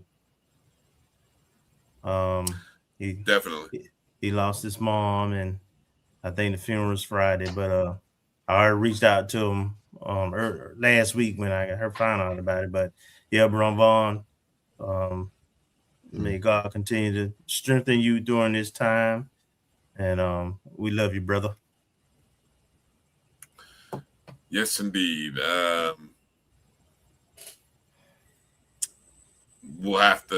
Might even be another mention next week, but some news that I got during the show that hit me a little heavy. But whenever you get a chance, all I can do is say, hey, reach out to, if you're thinking about somebody, reach out to them. If you're thinking about somebody, pray for them. Keep your friends in your prayers. There have been some rattlers that have touched the hearts of a lot of people that have, they've had some celebrations of life lately. So just keep your friends and your family in your thoughts and your prayers. And let's all try to keep moving forward together as best as we can. And so with that said, I appreciate everybody for following us on all the social media handles at O&G StrikeZone, Facebook, Twitter, Instagram. You can donate via Cash App, or you can leave a super chat if you're on the JBN online feed. Go download the BCSN Pod Zone, where you can catch all of the shows that appear on the Black College Sports Network. That's BCSN Pod Zone, available on Spotify, iHeartRadio, Apple, Google Podcasts, and Amazon Music. So that's going to do it for tonight. For Marcus Green, did a great job, Marcus, with the recruiting info. Sorry we had the audio issues there with Coach Gray, but we worked through it. And for Kelvin Rozier, I'm Bryan Fulford. Thank you, everybody, for watching the O&G Strike Zone. Share our show with the family. Good night. God bless. And strike, and strike again. Go Magic. Oh. Lord have mercy. Oh.